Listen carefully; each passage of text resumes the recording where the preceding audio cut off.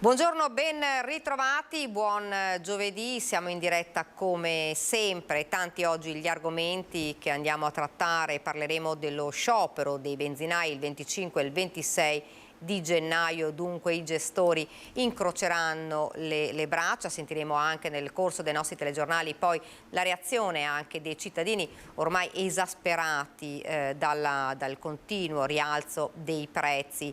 Parleremo anche di cronaca perché questa notte purtroppo non ce l'ha fatta la maestra di sci di Venezia, che è stata travolta ieri da una valanga, purtroppo è morta questa notte all'ospedale di Treviso. E dall'estero la notizia che arriva ora, ma che è accaduto il 2 gennaio, un velivolo della compagnia italiana ha tamponato in pista un secondo velivolo, danneggiandone la coda e il vettore pubblico tricolore. Dice: siamo sempre attenti agli aspetti di sicurezza, il mezzo è già rientrato in Italia dopo una tempestiva riparazione, l'indagine interna invece sui fatti è accaduto a New York. Torniamo invece a parlare della vicenda che ha coinvolto una maestra di sci, una persona che sapeva davvero sciare, era molto brava, professionista ed è stata travolta da una valanga. Era veneziana, ne parliamo, lo vedo sullo schermo con il nostro Filippo Fois. Buongiorno Filippo. Buongiorno Daniela, buongiorno ai telespettatori di Antenna 3. Sì, Giulia Ramelli, la donna che è scomparsa questa notte all'età di 34 anni all'ospedale di Treviso, era una sciatrice molto esperta, non solo perché era maestra di sci naturalmente, ma perché si trattava di una passione che aveva coltivato fin da piccola. Noi abbiamo avuto modo di parlare con alcuni suoi amici, ex compagni di scuola o di università, che ci hanno raccontato proprio come appena ci fosse un momento libero Giulia si recasse subito in montagna a sciare. Purtroppo quello che sembra una valanga imprevedibile, anche da quello che ha raccontato la persona che si trovava assieme a lei, che è un altro veneziano, si chiama Piero Pacagnella, il quale è fortunatamente riuscito a sopravvivere. La zona era sempre stata tranquilla e niente faceva pensare che potesse accadere quello che poi invece tristemente è accaduto. Vi dicevo di Giulia, ha studiato al liceo scientifico Benedetti di Venezia, abitava a Castello, dopodiché aveva studiato a Ca' Foscari alla facoltà di economia, però la sua grande passione era sempre stata lo sci. Si era laureata, ma la grande passione, quella che poi l'ha portata a svolgere l'attività di maestra di sci, era la montagna, che purtroppo è risultata fatale. Questo oggi a Venezia è il giorno del dolore e del lutto per le tante persone che l'hanno conosciuta, che l'hanno frequentata, che la ricordano come una ragazza solare, piena di vita, e che oggi ne piangono la scomparsa. Grazie davvero Filippo, grazie e buon lavoro. Noi andiamo avanti. Grazie. Poi ovviamente nel corso del nostro telegiornale di questa sera, a partire proprio dal Veneto e poi Venezia e Treviso, ripercorreremo questa tragedia e faremo sentire anche le voci dei testimoni, parleremo di questa purtroppo ennesima tragedia sulle nevi. E da quella tragedia anche al disastro della Marmolada, perché la Procura di Trento ha annunciato la richiesta di archiviazione dell'inchiesta sulla base della perizia tecnica, che parla di un evento non prevedibile. La temperatura elevata registrata da metà giugno, si legge nella perizia tecnica, hanno indotto un'intensa fusione superficiale della neve residua, del nevato e del ghiaccio, comportando una riduzione di circa 7 cm al giorno del ghiacciaio della Marmolada. La relazione di 45 pagine è firmata dai professori Carlo Baroni del Dipartimento di Scienze della Terra dell'Università di Pisa e Alberto Bellini della Facoltà di Ingegneria dell'Università di Trento, con il contributo di altri 3 docenti universitari e di un ricercatore del CNR. Nella perizia si ricorda che il ghiacciaio della Marmolada in soli 10 anni avrebbe perso oltre 5 metri di spessore medio e di oltre 7,7 milioni di metri cubi di ghiaccio, dimezzando la sua estensione in poco più di 30 anni. Secondo gli esperti, a provocare un distacco di 6.480 metri cubi di ghiaccio è stato un insieme di fattori, dallo scioglimento della neve di superficie alla formazione torrenti epiglaciali che contribuiscono ad accrescere la disgregazione del ghiaccio. Tuttavia, si legge nella perizia, sulla base delle conoscenze disponibili l'evento non era prevedibile e non è stato possibile identificare elementi che potessero, qualora osservati nei giorni precedenti, suggerire un alto rischio di crollo imminente. Sulla base della perizia, riporta la testata locale, la Procura di Trento ha annunciato la richiesta di archiviazione dell'inchiesta sul disastro. E continuiamo a parlare di cronaca e ci spostiamo nel Trevigiano perché si è risolto il caso che aveva destato grande clamore della cartella esattoriale inviata al figlio delle vittime del massacro a Gorgo al Monticano, chiamato dallo Stato a pagare delle spese che erano invece a carico del killer. Non dovrà pagare i 1.639 euro di registrazione della sentenza a carico del killer dei suoi genitori, Daniele Pellicciardi, figlio delle vittime del massacro di Gorgo al Monticano nel 2007. Pellicciardi si era ritrovato al centro di una vicenda paradossale. Si era visto chiedere dall'Agenzia delle Entrate i soldi di registrazione della sentenza civile con cui l'albanese Naim Staffa, considerato l'ideatore della rapina quella tragica notte alla dépendance di Villa Durante, aveva perso la causa proprio contro il figlio delle vittime per l'assegnazione di 111.000 euro, soldi che lo Stato gli aveva riconosciuto per un'ingiusta detenzione, ma che erano stati bloccati e destinati a Pellicciardi a titolo di parziale risarcimento. Essendo Staffa nulla facente, quel pagamento spettava al Ministero delle Finanze, ma quel passaggio è saltato e lo Stato si è rivalso sulla controparte. Un caso che ha suscitato negli ultimi giorni lo sdegno di tutte le parti politiche. Ora l'Agenzia delle Entrate ha comunicato che la richiesta di sgravio avanzata dall'avvocato Alessandro Romoli è stata accolta. Ed ancora cronaca dal Padovano. Giorgio Miatello, l'anziano massacrato insieme alla moglie Mariangela Sarto migliore ed è stato trasferito nella clinica medica dell'azienda ospedaliera di Padova. Oggi il pubblico ministero Marco Brusegan assegnerà l'incarico al medico legale per capire se le ferite inferte su di lui erano mortali. Sarà compito del medico legale che ha eseguito l'autopsia sul corpo di Maria Angela Sarto, l'anziana donna massacrata in casa la notte di Santo Stefano e morta dissanguata, eseguire un accertamento su Giorgio Miatello, il marito, ricoverato da quel giorno prima nel reparto di terapia intensiva ed ora trasferito nella clinica medica dell'azienda ospedaliera di Padova. Un accertamento fondamentale per capire se Diletta Miatello, la figlia più grande e principale sospettata del massacro, abbia tentato di uccidere anche il padre oltre che la madre. Mentre il PM attende di poter interrogare con il meccanismo dell'incidente probatorio Giorgio, non appena sarà nelle condizioni, parallelamente diventa importante capire se le ferite inferte a lui erano mortali, se l'intento era quello di uccidere.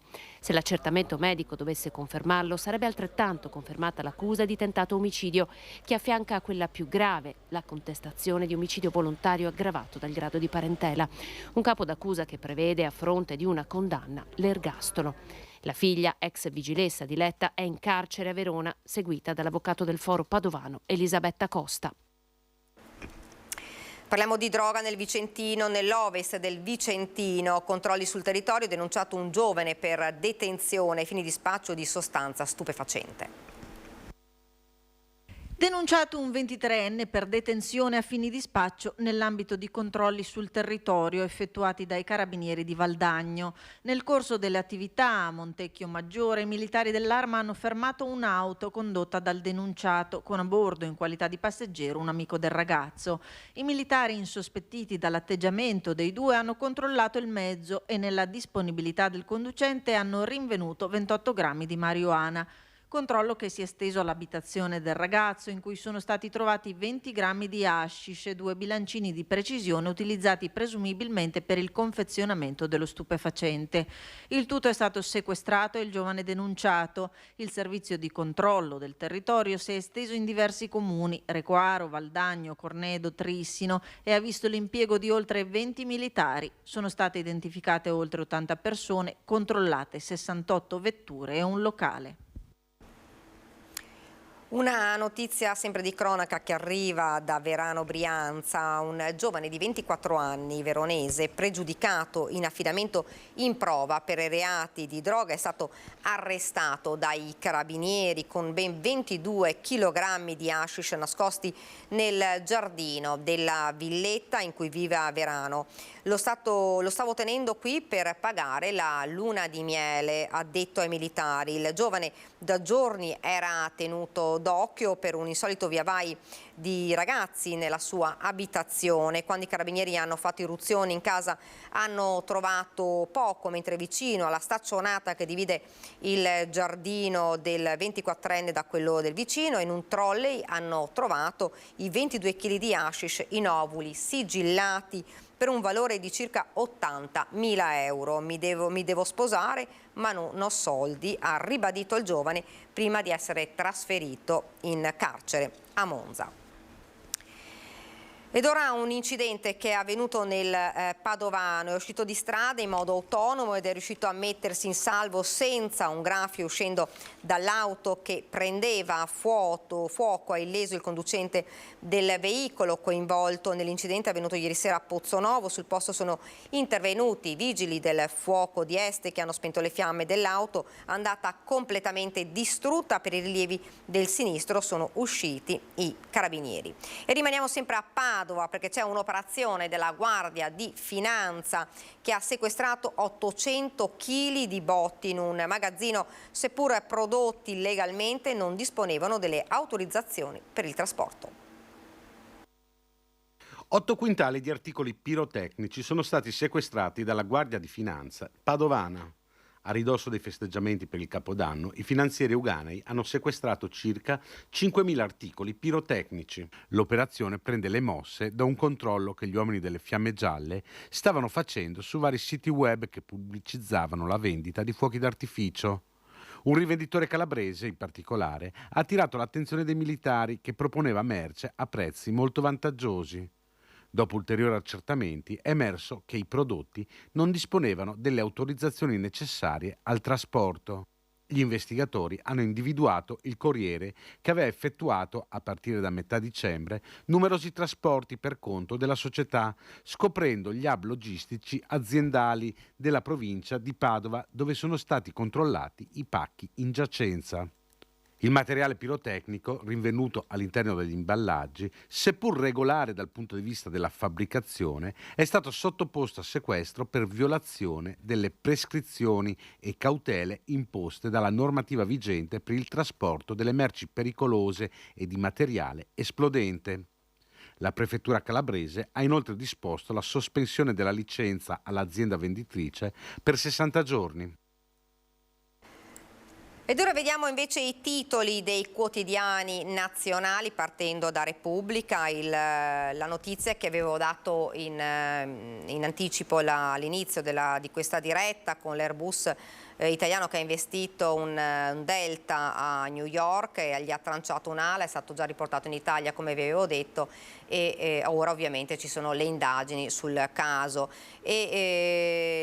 Lo sciopero dei benzinai che, come vi ho detto, incroceranno le braccia il 25 e il 26 di gennaio, ne parleremo poi anche nel corso di questa puntata. Dal barile del petrolio al margine dei distributori, ecco chi guadagna sul prezzo della benzina. E poi la polemica con la Premier Meloni, accise il piano degli alleati per piegare la Premier, la strategia di Meloni per spostare l'attenzione, la bugia sulla benzina. E poi ovviamente i fatti che riguardano l'Ucraina, come vedete Soledar, la città è rasa al suolo, Urso e Bonomi che sono in viaggio verso Kiev per valutare, per andare a vedere com'è la situazione. E poi il Conte, il missionario laico amato da tutti, è morto Biagio Conte, la storia di una vita miracolosa. E poi andiamo avanti e vedete, poi andiamo avanti, vediamo anche quali sono i titoli invece del Corriere della Sera. Ovviamente in primo piano ancora lo sciopero della benzina e i prezzi carburanti, perché a Milano costano di più, accise Meloni non sono incoerente. Ovviamente, come vi ho detto, ne parleremo durante questa puntata. Continuiamo anche ancora con la cronaca, sempre da Padova, perché a 7 anni dal delitto di Isabella Noventa potrebbe esserci ora un nuovo processo per Deborah Sorgato, che l'ha uccisa insieme al fratello Freddy. Sentiamo. Potrebbe essere processata per calunnia Deborah Sorgato, la sorella di Freddy, condannata insieme al fratello a 30 anni di carcere per l'omicidio e l'occultamento di cadavere di Isabella Noventa. A 7 anni dal delitto avvenuto la notte tra il 15 e il 16 gennaio del 2016 potrebbe aprirsi un nuovo capitolo processuale per la cinquantenne che durante il processo a carico del fratello aveva testimoniato incolpando della detenzione delle armi l'ex compagno maresciallo dei carabinieri Emanuela Cacco, la tabaccaia di Campo Nogara coinvolta nel delitto della segretaria di Albignasego. Le armi erano state ritrovate nascoste in un armadio dal carabiniere a casa sua, armadio che all'epoca lui aveva prestato all'ex compagna Deborah Sorgato. Lei, durante il processo, ha scaricato la colpa proprio sull'ex fidanzato e sulla tabaccaia per salvare il fratello, che alla fine è stato assolto, mentre lei, che dal 2021 è trasferita nel carcere di Bollate, ha patteggiato ad 1 anno di reclusione. Il PM ha chiuso le indagini e ora il giudice deve decidere se andare a processo per calunnia. Ed ora ci colleghiamo subito, lo vedo nello schermo, Andrea Martella, buongiorno, è senatore e segretario regionale del Partito Democratico, buongiorno. Buongiorno a lei e a tutti i vostri telespettatori. Partiamo dalla notizia insomma che vediamo su tutti i giornali: 25 e 26 gennaio incroceranno le braccia i benzinai, la polemica anche con la Premier Meloni che lei dice non sono stata incoerente, insomma uno sciopero che era abbastanza atteso. Ma devo dire che le misure adottate dal governo nel corso di questi ultimi giorni e quelle non adottate senza tagliare le accise, come la stessa Meloni aveva proposto, stanno a dimostrare che una cosa è fare campagna elettorale e l'altra cosa è governare. E oggi ci troviamo in una specie di tempesta perfetta in cui l'inflazione è alle stelle, in cui salari, pensioni, redditi dei lavoratori subiscono un colpo molto duro e le accise sulla benzina non sono state tagliate e da questo punto di vista per le famiglie, per le imprese, per gli autotrasportatori è un serio problema. Noi abbiamo detto fin da subito che era opportuno che il governo intervenisse anche su questo. Poi la misura di voler introdurre la media nazionale nei distributori in qualche modo facendo pensare che il tema non sia non aver tolto le accise, ma che ci siano solamente elementi speculativi che pure ci possono essere e sui quali andrà indagato, ha determinato la scelta di questo sciopero. Insomma, ripeto, io per il Paese non me lo auguro, ma vedo che la situazione è difficile e che il governo non è all'altezza di questa situazione difficile. Non so se riusciamo a far vedere, così lo commentiamo insieme, il servizio proprio dei benzinai furibondi contro le misure varate proprio dal governo per rispondere all'ondata dei rincari. I gestori dei distributori hanno annunciato lo stato di agitazione. Vediamo se riusciamo a mandare in onda il servizio. Benzinai sul piede di guerra dopo il pacchetto di misure varato dal governo di Giorgia Meloni per contrastare l'aumento del prezzo dei carburanti. Dopo la fine dello sconto sulle accise in vigore da marzo, entra l'obbligo di esposizione per i gestori di un cartello con il prezzo medio nazionale che sarà elaborato ogni giorno dal Ministero dell'Ambiente. E i benzinai annunciano lo stato di agitazione, definendo assurdo il piano del governo. Siamo molto preoccupati, categoria sicuramente che andrà in uno stato di agitazione. Come avevamo già annunciato, la speculazione viene solo imputata ai gestori. Dopo un Consiglio dei Ministri ha partorito un decreto di trasparenza, un decreto veramente assurdo, dove chiedono alla gestione di comunicare i prezzi tutti i giorni, dove chiedono di inserire altra cartellonistica sull'impianto, creando sicuramente ancora più confusione ai consumatori. Proprio la faccenda del prezzo medio potrebbe creare, secondo i gestori, altra confusione per gli utenti. parlano di un prezzo medio su cosa? Sull'impianto self, sull'impianto servito, avremo una serie di prezzi che crea confusione e fondamentalmente non ci sarà una diminuzione del prezzo. Doveva essere un'azione per ridurre e contenere i prezzi. Il rincaro degli ultimi giorni è di circa 18 centesimi al litro per i carburanti, che corrisponde proprio al ripristino delle accise. Quello che passa e quello che i media e quello che il governo dice è che il gestore finale deve controllare, deve vigilare e molto probabilmente è lui che agisce sulla leva del prezzo. Purtroppo sappiamo benissimo che non è questa la verità. Il prezzo viene definito dalle compagnie petrolifere, noi applichiamo un prezzo che le compagnie petrolifere ce lo danno sia sul self che sul servito e questo è il prezzo che applichiamo fuori alla pompa. Le sanzioni per l'errata comunicazione dei prezzi sono molto salate, addirittura 1.000 euro anche per mancanze pregresse. Per pagare 1.000 euro di sanzioni, il gestore che prende 3 centesimi e mezzo al litro equivale a circa 28.500 litri di carburanti. Se vogliamo dirla tutta, esattamente una botte di benzina. Quindi non è sicuramente un intervento o una negligenza da parte del gestore, anzi abbiamo tutto l'interesse che le cose siano corrette. Senatore, ha sentito? Sì, mi pare che siano state pronunciate parole di denuncia rispetto alla scelta fatta dal governo, di forte critica, e mi pare anche parole equilibrate, perché non c'è dubbio che questa misura nei confronti dei consumatori produrrà un altro elemento di confusione. E siccome già la confusione è molta in questo periodo, pensiamo al caro bollette, e alle persone che cercano offerte migliori, che non trovano. Non vorrei che questo tipo di misura non facesse che aumentare la debolezza del consumatore, non aumentare la sua forza. Per aumentarla era necessario tagliare. Non sarà un caso che il governo Draghi e il governo Conte 2 le hanno tagliate le accise nel corso di questi anni. E non sarà un caso che la Meloni in campagna elettorale, anche nel suo programma, ha detto che le avrebbe tagliate. E che questo non sta avvenendo. Quindi c'è anche un problema di coerenza che io penso vada sempre messo in primo piano.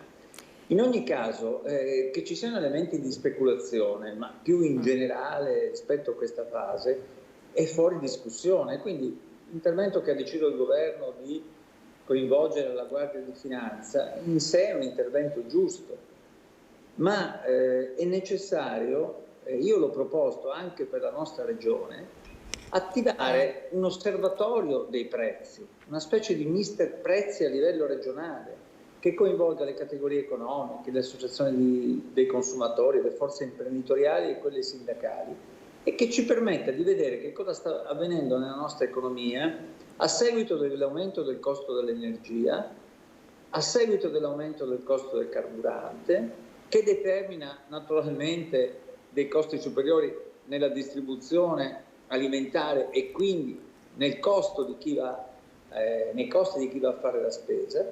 E un osservatorio di questo genere servirebbe anche per svolgere un'opera di deterrenza rispetto ai fenomeni speculativi, perché la Guardia di Finanza interviene quando esiste un reato a seguito di un'indagine, e questo tipo di struttura invece potrebbe servire per tutelare i consumatori a monte, e quindi bisognerebbe agire nella nostra regione, bisognerebbe tentare di fare qualcosa di concreto per tutelare i consumatori, cosa che non avviene questo punto come su tanti altri. Sarà un anno difficile questo, siamo partiti già con emergenze che c'erano già dalla fine dell'anno e che continuano, e lo sentono insomma i cittadini, che cominciano a essere davvero esasperati. Beh, anche perché la gran parte delle risorse contenute sulla legge di bilancio che è stata approvata, circa 20 miliardi, sono stati destinati a fare fronte agli aumenti del costo dell'energia per le famiglie, per le imprese, ma queste misure hanno un'efficacia, una durata di 3 mesi. Tra 3 mesi cosa questo governo farà? Per non trovarci in un anno irrimediabilmente negativo, bisogna intervenire per tempo e avere una visione. Infatti la mia più grande critica alla legge di bilancio fatta dal governo è che si sono messi un po' di mance per dover dare qualche risposta a qualche segmento elettorale e poi non si è avuta una visione che guardasse al futuro, che potesse permettere anche alla nostra economia di riprendersi. Se poi ci aggiungo i tagli alla sanità, alla scuola e ai trasporti pubblici, vengono fuori delle tasse ai cittadini che noi non vediamo ma che sono delle tasse, basti pensare alla sanità. Senatore, un altro degli argomenti che sta facendo discutere e non poco è la riforma Cartabia. Ieri dalla Procura di Treviso l'appello, a rischio dicono davvero tanti processi per furto e presentate, dice l'appello ai cittadini, presentate querela. Di certo è una riforma che per certi aspetti possiamo dire sta creando qualche problema anche alle forze dell'ordine, perché insomma se non c'è la persona, abbiamo visto con i 2 ladri nel veneziano, se non c'è la possibilità di arrestare i ladri colti in flagrante, se non c'è l'immediata denuncia, questo può diventare un problema non indifferente, soprattutto nella percezione della sicurezza per i cittadini. Sì, non c'è dubbio, noi dobbiamo sempre garantire ai cittadini la massima sicurezza, la loro tutela e la possibilità di vivere in una società in cui ci sia coesione e protezione, e quindi fenomeni come quelli che sono avvenuti nei giorni scorsi anche a Jesolo sono assolutamente episodi riprovevoli. La riforma Cartabia è stata fatta per centrare alcuni obiettivi del PNRR, per velocizzare il funzionamento della giustizia nel nostro paese e per smaltire tante situazioni pregresse. Sicuramente centra degli obiettivi importanti, ma sul tema della flagranza del reato e delle responsabilità che rischiano di non poter essere esercitate, penso che bisognerà intervenire e ragionare al meglio. Io gli appelli delle forze dell'ordine in questo senso, ho visto anche quello del prefetto di Venezia e alcune parti della magistratura, penso che vadano ascoltate, che si faccia un tavolo tecnico al più presto, si trovi una soluzione per fare in modo che venga garantita contemporaneamente una giustizia più veloce, ma la sicurezza dei cittadini e la certezza delle pene. Ecco, da questo punto di vista, senatore, qualcuno dice, insomma, è un po' una riforma che dal punto di vista invece, che parliamo appunto della giustizia, è un po' garantista, ma verso i ladri, non tanto verso i cittadini.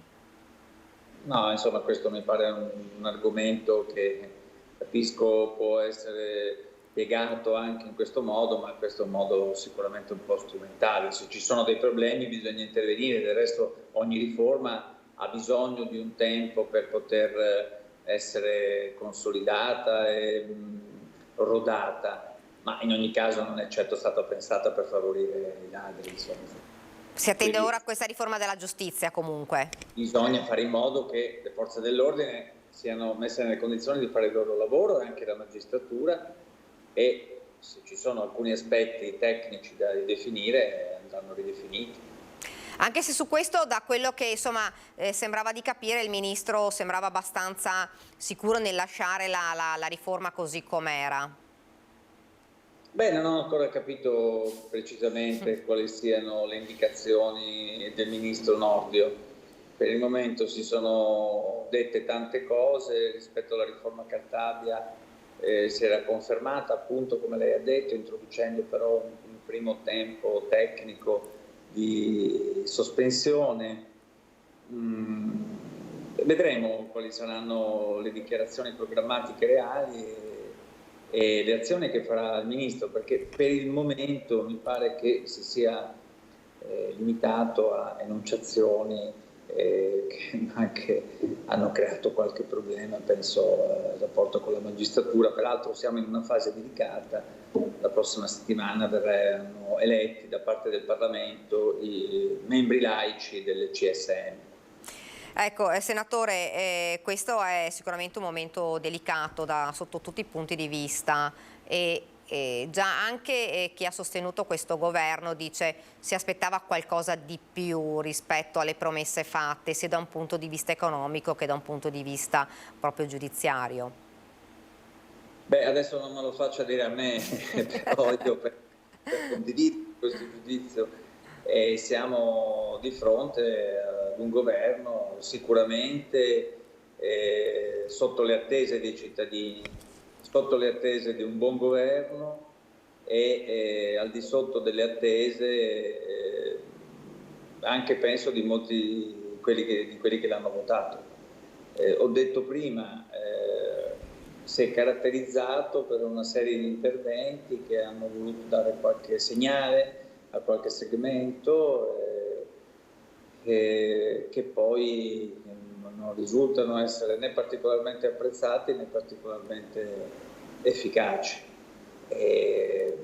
Pertanto starà a noi nel corso di questo periodo, perché di questo sono sempre consapevole, noi che siamo all'opposizione, che pure abbiamo avuto esperienze di governo nel passato, di mettere in luce le contraddizioni, gli sbagli fatti dal governo Meloni, dal governo della destra, e contemporaneamente mettere in campo le nostre proposte che possano risultare non solo proposte di un'opposizione concreta e costruttiva, ma anche le proposte di forza politica più credibile. Ecco, i prossimi passi del Partito Democratico, le prossime proposte, quelle più, diciamo più...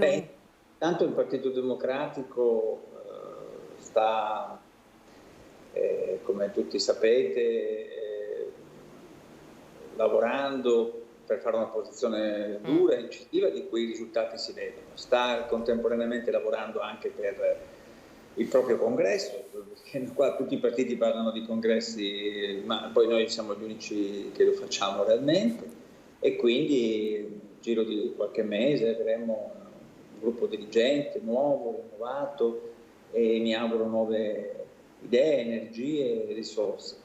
Ma insomma le priorità del Partito Democratico rimangono ovviamente quelle legate al lavoro. In questo senso noi pensiamo che una misura per garantire un salario minimo degno, adeguato e per contrastare il lavoro povero e precario sia un'esigenza fondamentale della nostra società, e l'altra è quella di una sanità per tutti. Perché guarda, se noi non aumenteremo le risorse per la sanità, rischiamo che nei prossimi mesi noi ci troviamo uno scivolamento verso una sanità del tutto privata, e questa la potranno solamente utilizzare i cittadini che ne hanno le possibilità, per fare una visita specialistica, per andare da un medico, perché noi vediamo cosa sta succedendo nella nostra regione, a parte che è decapitata diciamo il vertice regionale della sanità in questo momento e non sappiamo che cosa succederà, ma non ci sono medici nel territorio, non ci sono specialisti a sufficienza negli ospedali, e quindi per noi lavoro, sanità e quindi welfare e naturalmente formazione sono le questioni fondamentali su cui io penso si debba caratterizzare il Partito Democratico. Anche in Veneto l'abbiamo fatto recentemente con un seminario molto riuscito di cui adesso produrremo gli atti, si è chiamato Geografie e parole del nuovo Veneto, in cui abbiamo declinato una nostra proposta sul Veneto, sulle questioni dell'autonomia, della sanità, del lavoro e appunto della formazione, partendo da un'analisi che è sempre necessaria fare in queste circostanze. Senatore, la ringrazio. Io ringrazio come sempre voi e a presto e buon lavoro. Grazie davvero, grazie e buon lavoro anche a lei. Noi ora ci fermiamo, qualche istante di pubblicità, poi torniamo di nuovo in studio con altri collegamenti, con altra cronaca e con altri ospiti.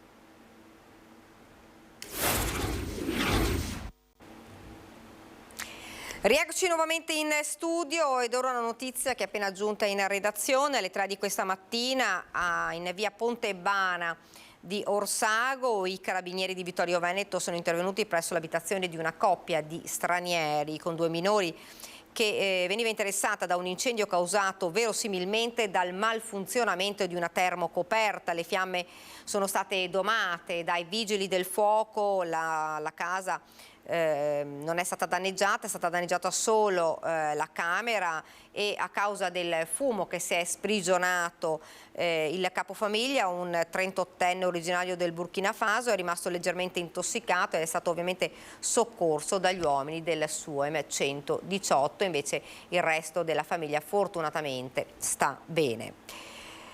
Ed ora invece ci spostiamo a Vicenza. FAS nel sangue. In Veneto sarà possibile effettuare volontariamente gli esami per i residenti nei 12 comuni della zona arancione, la maggior parte nel territorio vicentino, a tariffa calmierata. Sentiamo.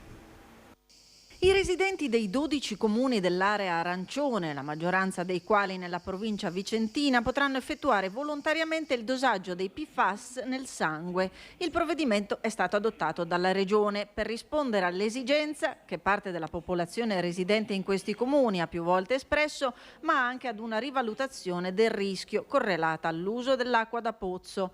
L'area arancione corrisponde all'area interessata dalla contaminazione da PFAS delle acque sotterranee, ma che ha ricevuto acqua non contaminata attraverso gli acquedotti. Per i cittadini residenti in quest'area ci sarà la possibilità di effettuare la determinazione dei dosaggi ematici di PFAS al laboratorio autorizzato di ARPAV in regime di compartecipazione della spesa ad una tariffa calmierata. Questa misura garantirà l'accesso al sistema sanitario proprio per ridurre i costi di verifiche e analisi. In più occasioni avevamo chiesto ufficialmente questa possibilità appunto anche per il nostro comune, e quindi da oggi presto appunto i cittadini potranno effettuare queste analisi e verificare la presenza o meno di FAS nel sangue. Serve a tranquillizzare ulteriormente i nostri concittadini e dare loro la possibilità di fare questo screening. Laddove gli esiti dei dosaggi effettuati dai cittadini rilevino valori sierici di PFAS superiori ai limiti di riferimento, gli interessati potranno effettuare gratuitamente gli esami ematochimici previsti dalle disposizioni. Per coloro che dovessero presentare valori significativi di bioaccumulo di PFAS ed esami ematochimici con valori alterati, potranno eseguire gratuitamente attraverso il medico di medicina generale il programma di presa in carico sanitaria. Andiamo ora invece a Padova, dove, lo ricordiamo, è accaduta quella tragedia. Un 23enne tunisino è morto annegato per scappare ai controlli della polizia. Sentiamo quali sono le novità con la nostra Valentina Visentin. Buongiorno Valentina. Sì, buongiorno, siamo ritornati nel luogo dove ieri mattina è stato ripescato il corpo senza vita di Oussama Ben Rabah, 23enne tunisino, annegato mentre cercava di scappare dalla polizia. Si è saputo nelle scorse ore che il ragazzo era irregolare in Italia ed aveva già 2 precedenti legati alle sostanze stupefacenti, il primo ad ottobre 2022, il secondo a novembre 2022, e per questo era destinatario anche di un provvedimento di espulsione. Proprio per questo motivo molto probabilmente l'altra sera alla vista dei poliziotti ha tentato la fuga insieme ai suoi amici. 2 amici sono riusciti a scappare subito, lui e un altro amico invece sono stati bloccati. Oussama si è divincolato, tanto che il suo giubbotto è rimasto nelle mani dei poliziotti insieme al suo cellulare, e si è gettato nelle acque del Brenta, proprio nel punto che sta inquadrando in questo momento il collega Federico Cibotto, ed è scomparso in pochi secondi. Molto probabilmente è andato subito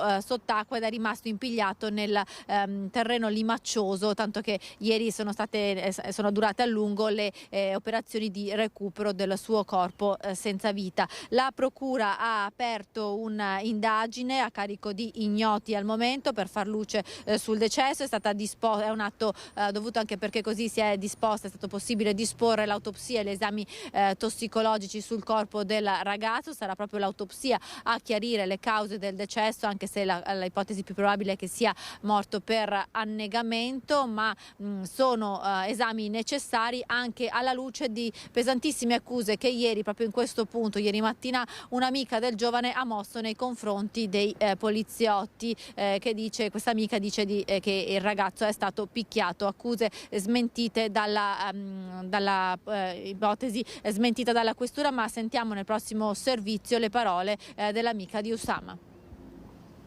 Ieri sera ti hanno fatto anche una videochiamata, cosa è successo? Sì, in cui loro lo stavano picchiando. Chi lo stava picchiando? La polizia. Ma lui ti ha fatto una videochiamata? I ragazzi hanno fatto videochiamate, si vedeva che loro l'avevano messo in ginocchio e lo stavano picchiando. E ora abbiamo perso un amico.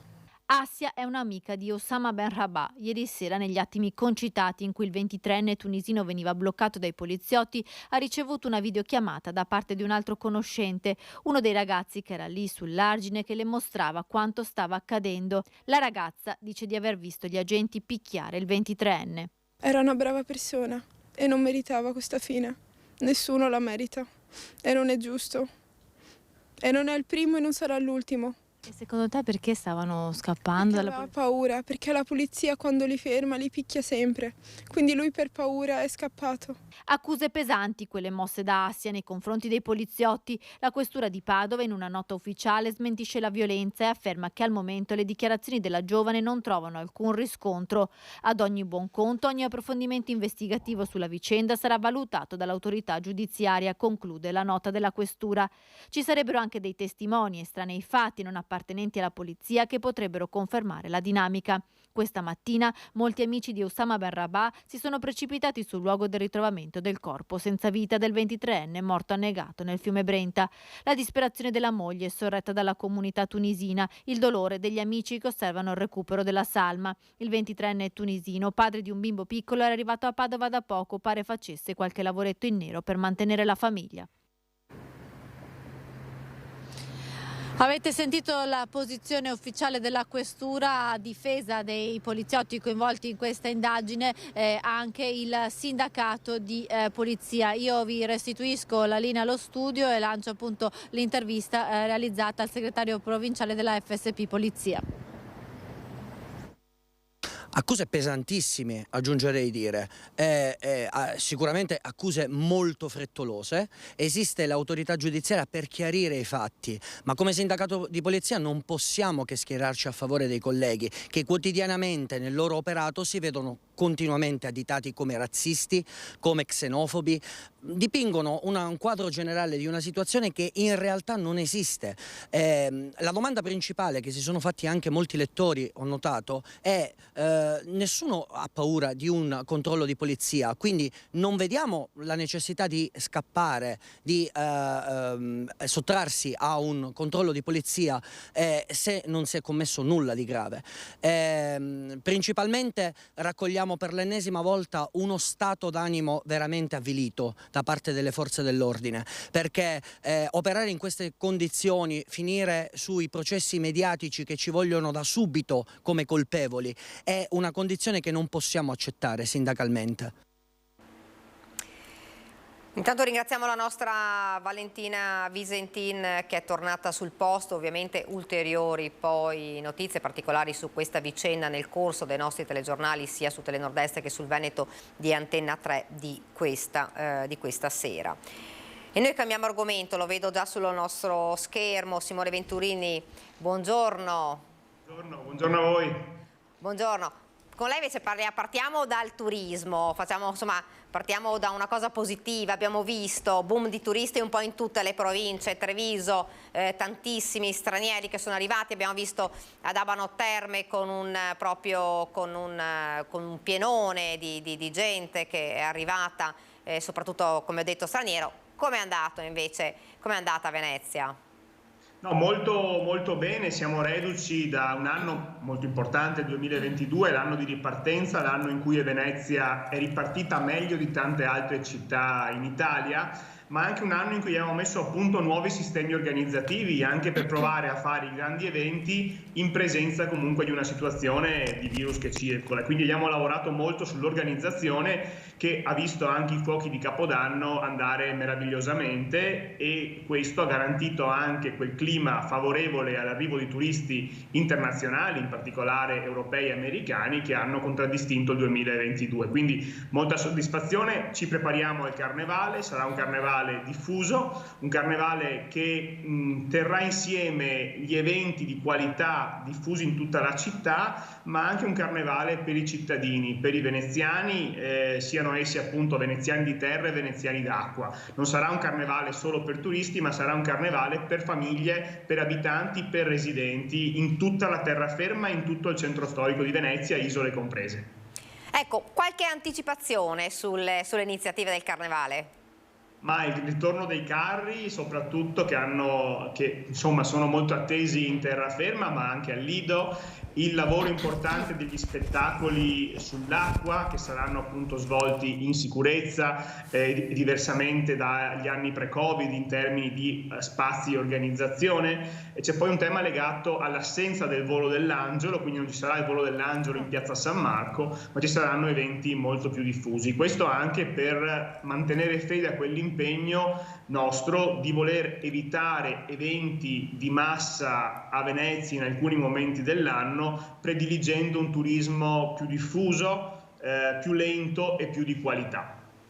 Insomma, abbiamo sentito anche poi anche i sindaci ci dicevano, insomma, il ritorno degli stranieri ha davvero portato davvero una boccata d'ossigeno per tutte le città.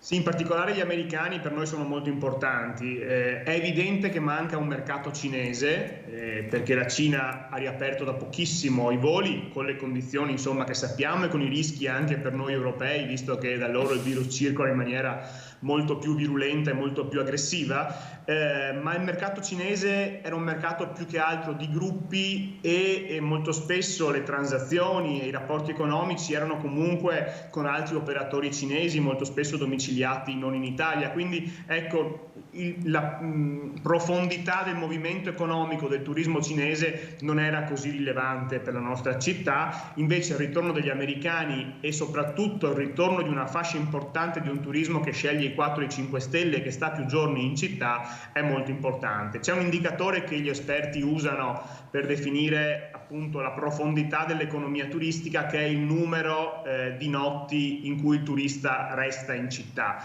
e ovviamente più questo numero è alto, più anche l'economia di una città si muove.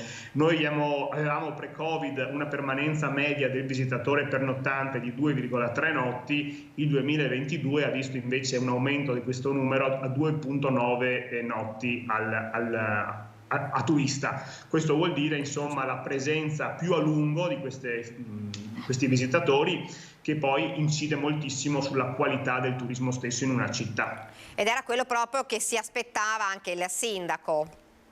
Sì, è quello su cui stiamo lavorando. Ovviamente c'è ancora molto da fare, non ci nascondiamo, c'è un lavoro importante di comunicazione, c'è un lavoro importante di regolamentazione, c'è un lavoro importante anche per migliorare e lavorare sul decoro e sull'offerta commerciale della città, perché evidentemente un'offerta commerciale a ribasso non aiuta un turismo di un certo tipo, quindi stiamo lavorando moltissimo con gli artigiani, con nuove norme che impediscano l'apertura di negozi di porcherie in strade principali. Cioè stiamo lavorando per provare con le leggi che ci sono date a alzare la qualità in città. Ecco, se il buongiorno si vede dal mattino, il 2022 ci conferma che siamo sulla strada giusta, sapendo con tutta l'umiltà del caso che c'è ancora molto da fare. Quindi insomma, ecco, non è il momento di cantare vittoria, però è il momento, se non altro, di dire che stiamo lavorando in quella direzione dopo 30 anni di assenze di volontà di intervenire sul fronte turistico.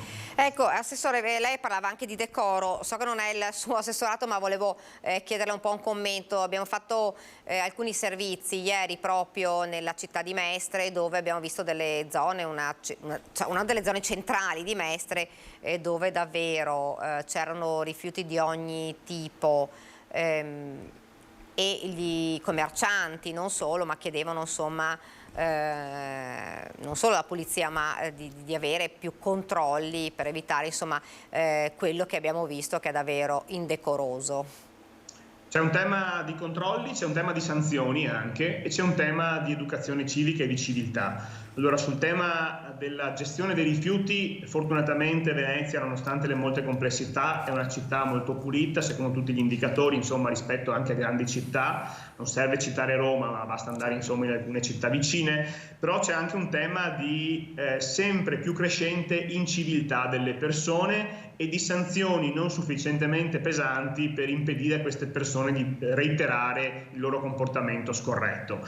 Abbiamo appunto molto spesso le armi spuntate, perché in alcuni casi una multa a certi elementi ai margini della società non serve a nulla, non viene pagata, non hanno neanche una dimora dove recapitare la sanzione e quindi diventa veramente difficile. Questo si collega molto anche con il discorso della microcriminalità, cioè piccoli reati che nel sistema giudiziario interessano relativamente, perché sono reati molto piccoli, non è l'omicidio o la strage o l'esplosione, un attentato, però per il cittadino che abita in quelle zone e vive in quel condominio, quel reato, anche se piccolo, rovina la sua vita. Allora stiamo lavorando da anni con tutti i governi che sono passati per questo paese per spiegare com'è importante riuscire a colpire con sanzioni anche limitate, però vere, effettive ed efficaci, i microcrimini, che non sono micro per chi li subisce, sono micro per la visione dello Stato. Il piccolo furto, il danneggiamento, la persona che ti urina sul portone di casa, quello che ti rompe il finestrino dell'auto, per lo Stato possono essere cavolate. Per me, che sono magari un operaio,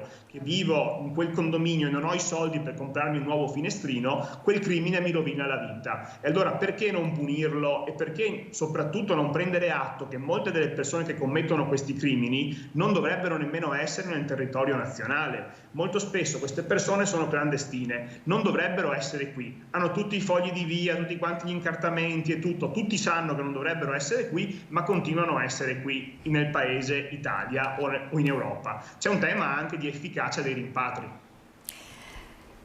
Parliamo anche di un altro argomento, che è quella delle famiglie che sono in grande difficoltà. Lo sappiamo, il numero è aumentato purtroppo, però la cosa positiva è che siete riusciti, abbiamo visto, a sfamare 140 famiglie al giorno grazie ai pranzi che sono stati recuperati dalle mense scolastiche.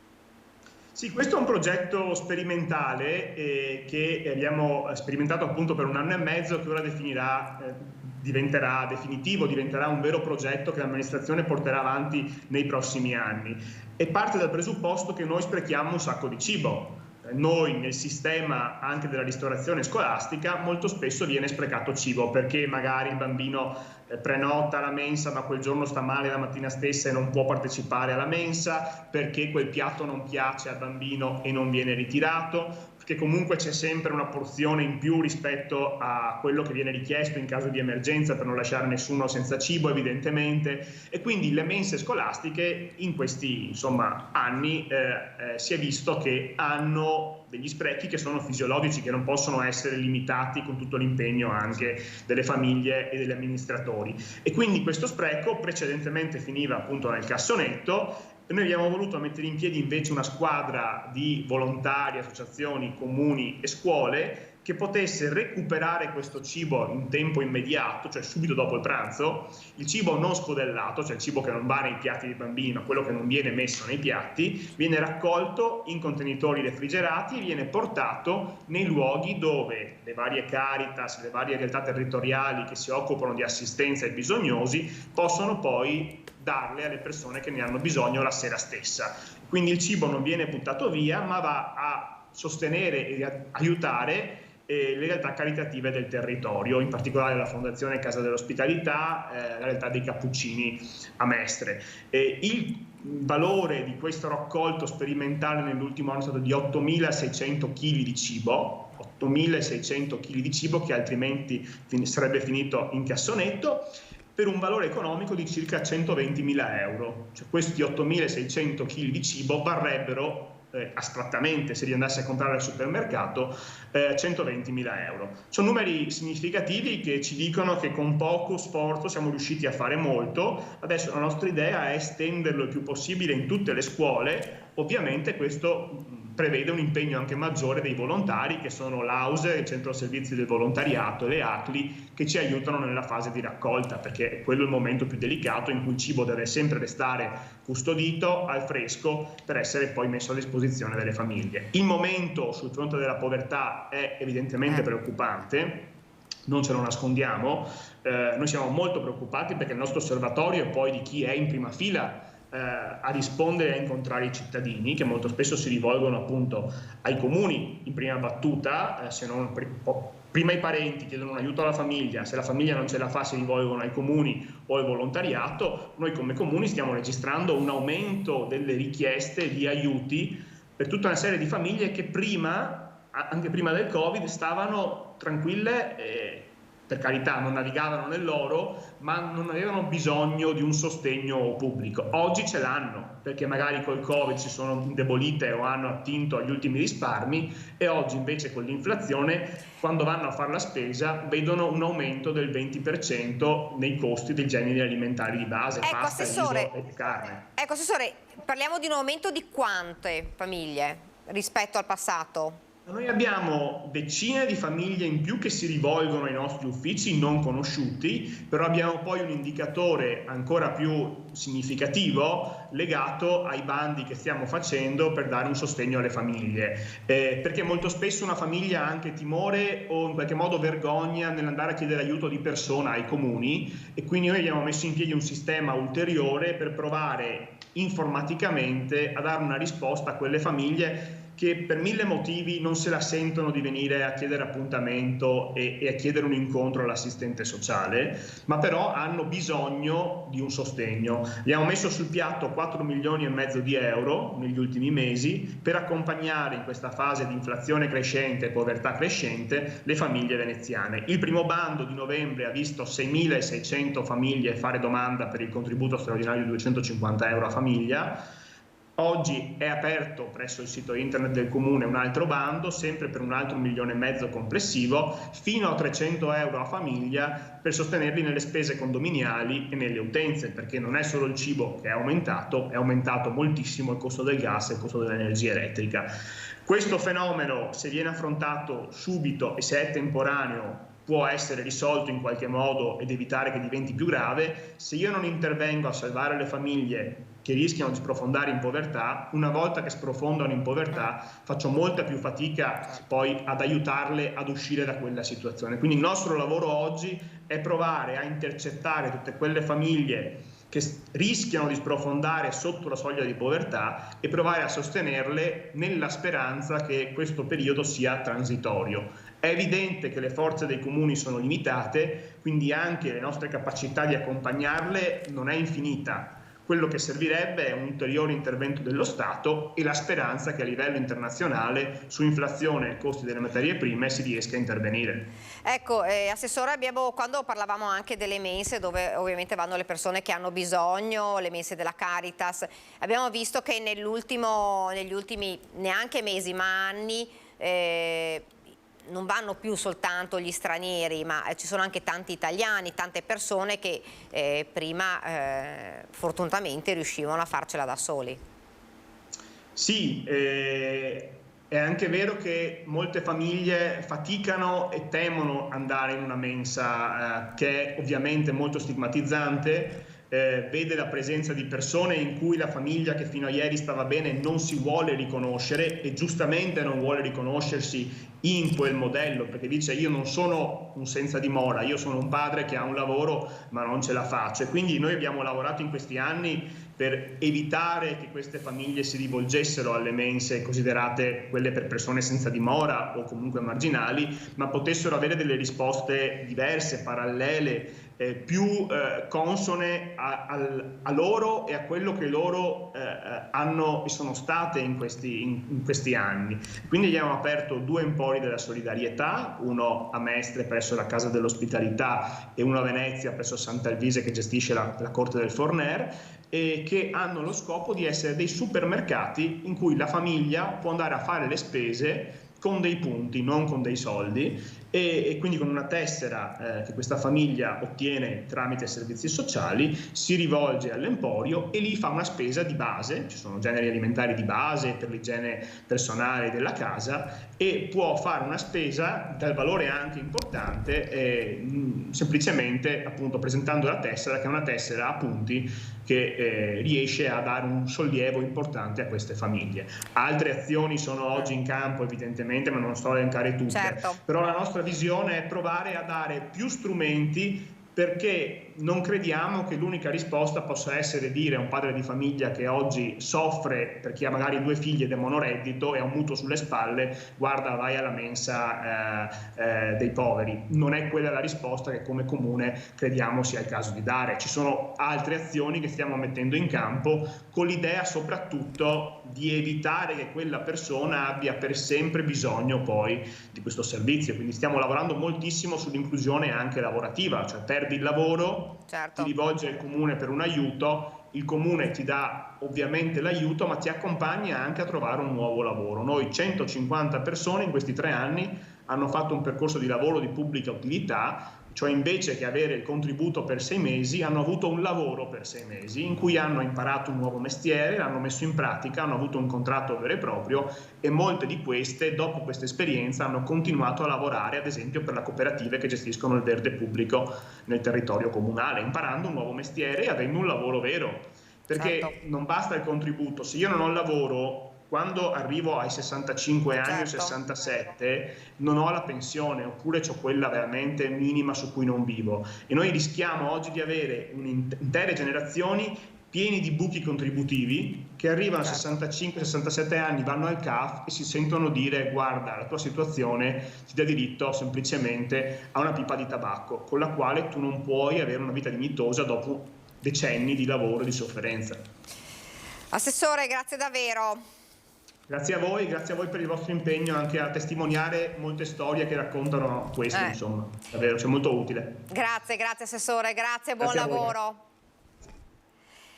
Dunque, in termini di sanità, intanto i dati per quanto riguarda il Covid, i casi di Covid in Veneto nelle ultime 24 ore sono 1208 per un totale da inizio pandemia che sale a 2.664.353, il numero delle vittime è 8 per un totale che va a 16.440, lo rileva il bollettino regionale. Prosegue anche il calo dei malati attuali che sono 26.561, 4.078 in meno rispetto alle 24 ore precedenti. In area medica sono ricoverate 1.503 persone, in terapia intensiva invece sono 74.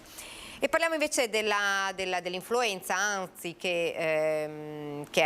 sappiamo che l'apice deve ancora arrivare, la curva deve arrivare a fine, si pensa a fine gennaio, però sono ancora tanti, sono già tantissimi i malati negli ospedali e soprattutto da registrare nelle pediatrie, dove a causa della broncheolite c'è proprio un afflusso importante di bambini. Ad esempio al San Bortolo da dicembre i posti letto sono esauriti perché stabilmente proprio occupati purtroppo dai piccoli pazienti affetti dal virus. 21 ricoverati in reparto e 6 nella terapia intensiva. 2 posti aggiuntivi sono stati ricavati anche in pronto soccorso. Questi i numeri per sottolineare l'entità dell'emergenza bronchiolite che vede occupati tutti i posti letto di pediatria e il reparto d'eccellenza dell'ospedale vicentino, preso letteralmente d'assalto da oltre un mese.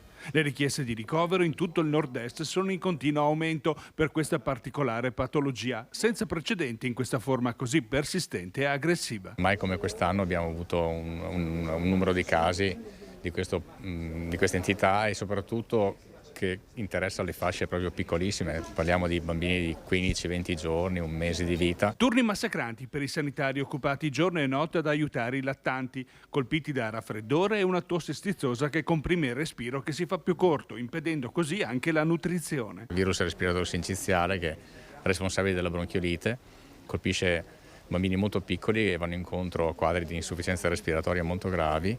Infatti in questo mese stiamo lottando veramente per avere disponibili posti di terapia intensiva dove spesso questi bambini devono essere ricoverati. La fase di contagio dura dai 6 ai 10 giorni. Il rischio maggiore per i piccoli è quello di andare in apnea o di disidratarsi. Fino ad ora tutti i pazienti trattati sono guariti, ma fondamentale in questo momento resta la prevenzione. I bambini di 1-2 mesi non devono andare in ambienti affollati e per quanto possibile cercare di avere quelle attenzioni, il lavaggio delle mani frequenti, evitare di avere un contatto ravvicinato se si è raffreddati.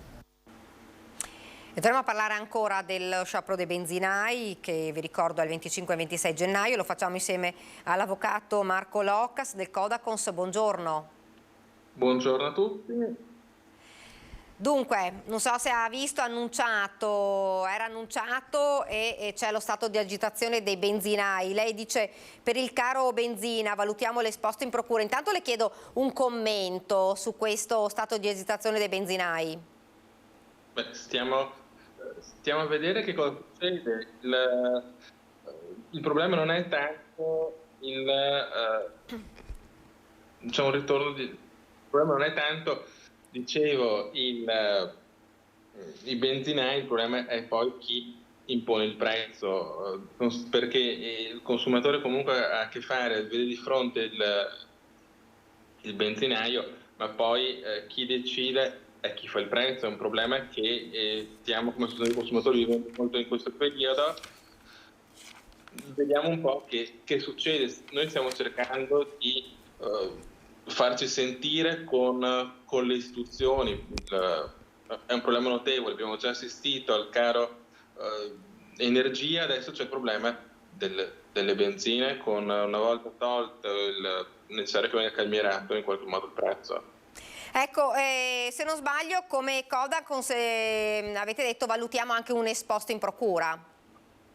Sì, stiamo valutando un esposto in procura sulla formazione del prezzo, perché noi sappiamo che il prezzo si forma in base alla domanda e all'offerta. Sembra che ci siano delle manovre poco chiare da parte di chi fa il prezzo. Ecco, volevo magari vedere con lei il servizio proprio sul prezzo del carburante, la preoccupazione per gli autotrasportatori che avanzano anche una proposta al governo. Lo vediamo insieme e poi magari lo commentiamo. Certo. Siamo stanchi di essere accusati dell'aumento del prezzo. Abbiamo constatato che i 18 centesimi che sono stati l'aumento delle accise è quello che è andato a incidere sul prezzo finale. Spesso vengono contestate i prezzi sulle autostrade, ma in autostrada è sempre stato un prezzo più alto della rete ordinaria. Questo perché è dovuto al fatto delle royalty che vanno pagate ai gestori delle autostrade. I benzinai annunciano lo sciopero serrata dal 25 al 26 gennaio per protestare contro il governo e la scelta di reinserire le accise sul prezzo della benzina. Una misura che costa 1 miliardo al mese, dice il governo, e che risulta iniqua andando ad avvantaggiare tutti, anche i redditi più alti. Una visione che non convince gli esercenti. Noi dobbiamo ricordarci che il 90% delle merci e dei servizi lavora su gomma e transita su gomma, quindi questo aumento va a incidere anche su tutta la filiera, quindi ai costi finali dei prodotti, quindi avremo un problema con l'inflazione, quindi un aumento dell'inflazione e quindi in ogni caso colpirà tutti i cittadini. I margini di guadagno si assottigliano, sottolineano i rappresentanti di categoria, che non ci stanno a fare la parte degli speculatori. Sappiamo che il 65% da sempre, che sono le tasse che paghiamo sulla benzina, servono, diciamo, a sistemare i conti dello Stato. Quindi questo accanimento con questa categoria ci sembra veramente eccessivo. I consumatori intanto si dicono solidali con loro. Gli scioperi sono corretti. Poi bisogna comprendere se a volte danneggiano magari una fascia più ampia di cittadini, però se togliamo la possibilità di protestare... Certo, come tutte le cose ingiuste è giusto protestare. Una parte sì, perché abbiamo tante tasse su, insomma, però è impossibile usare soprattutto i mezzi pesanti, è un problema perché il trasporto in Italia avviene tutto su gomme e pertanto costa tutto di più. Bisognerebbe trovare una soluzione per abbassare i costi. Forse hanno ragione, perché i margini di guadagno per loro probabilmente sono un po' esigui. Avvocato, la protesta dei benzinai e anche un po' l'esasperazione però degli automobilisti. Esasperazione e rassegnazione ormai.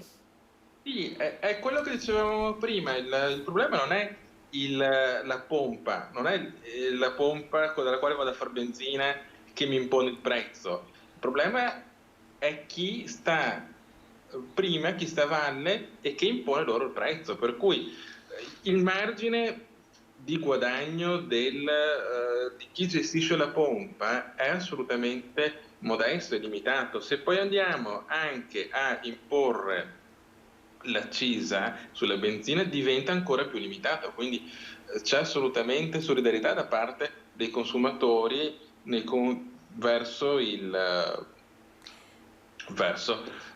chi gestisce i distributori. Non ce l'abbiamo assolutamente con loro, ce l'abbiamo con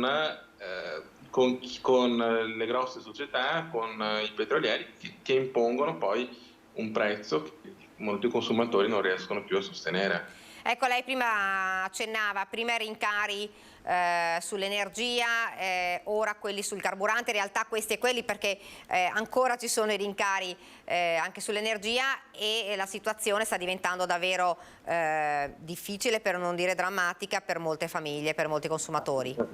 Assolutamente sì, perché gli stipendi rimangono fermi e con quello che arriva di stipendi bisogna pagare la bolletta della luce, la bolletta del gas, fare il pieno per la macchina per recarsi magari al lavoro, è una situazione che non è più sostenibile. Ecco, come Codacons, che passi potete fare? Come vi state muovendo?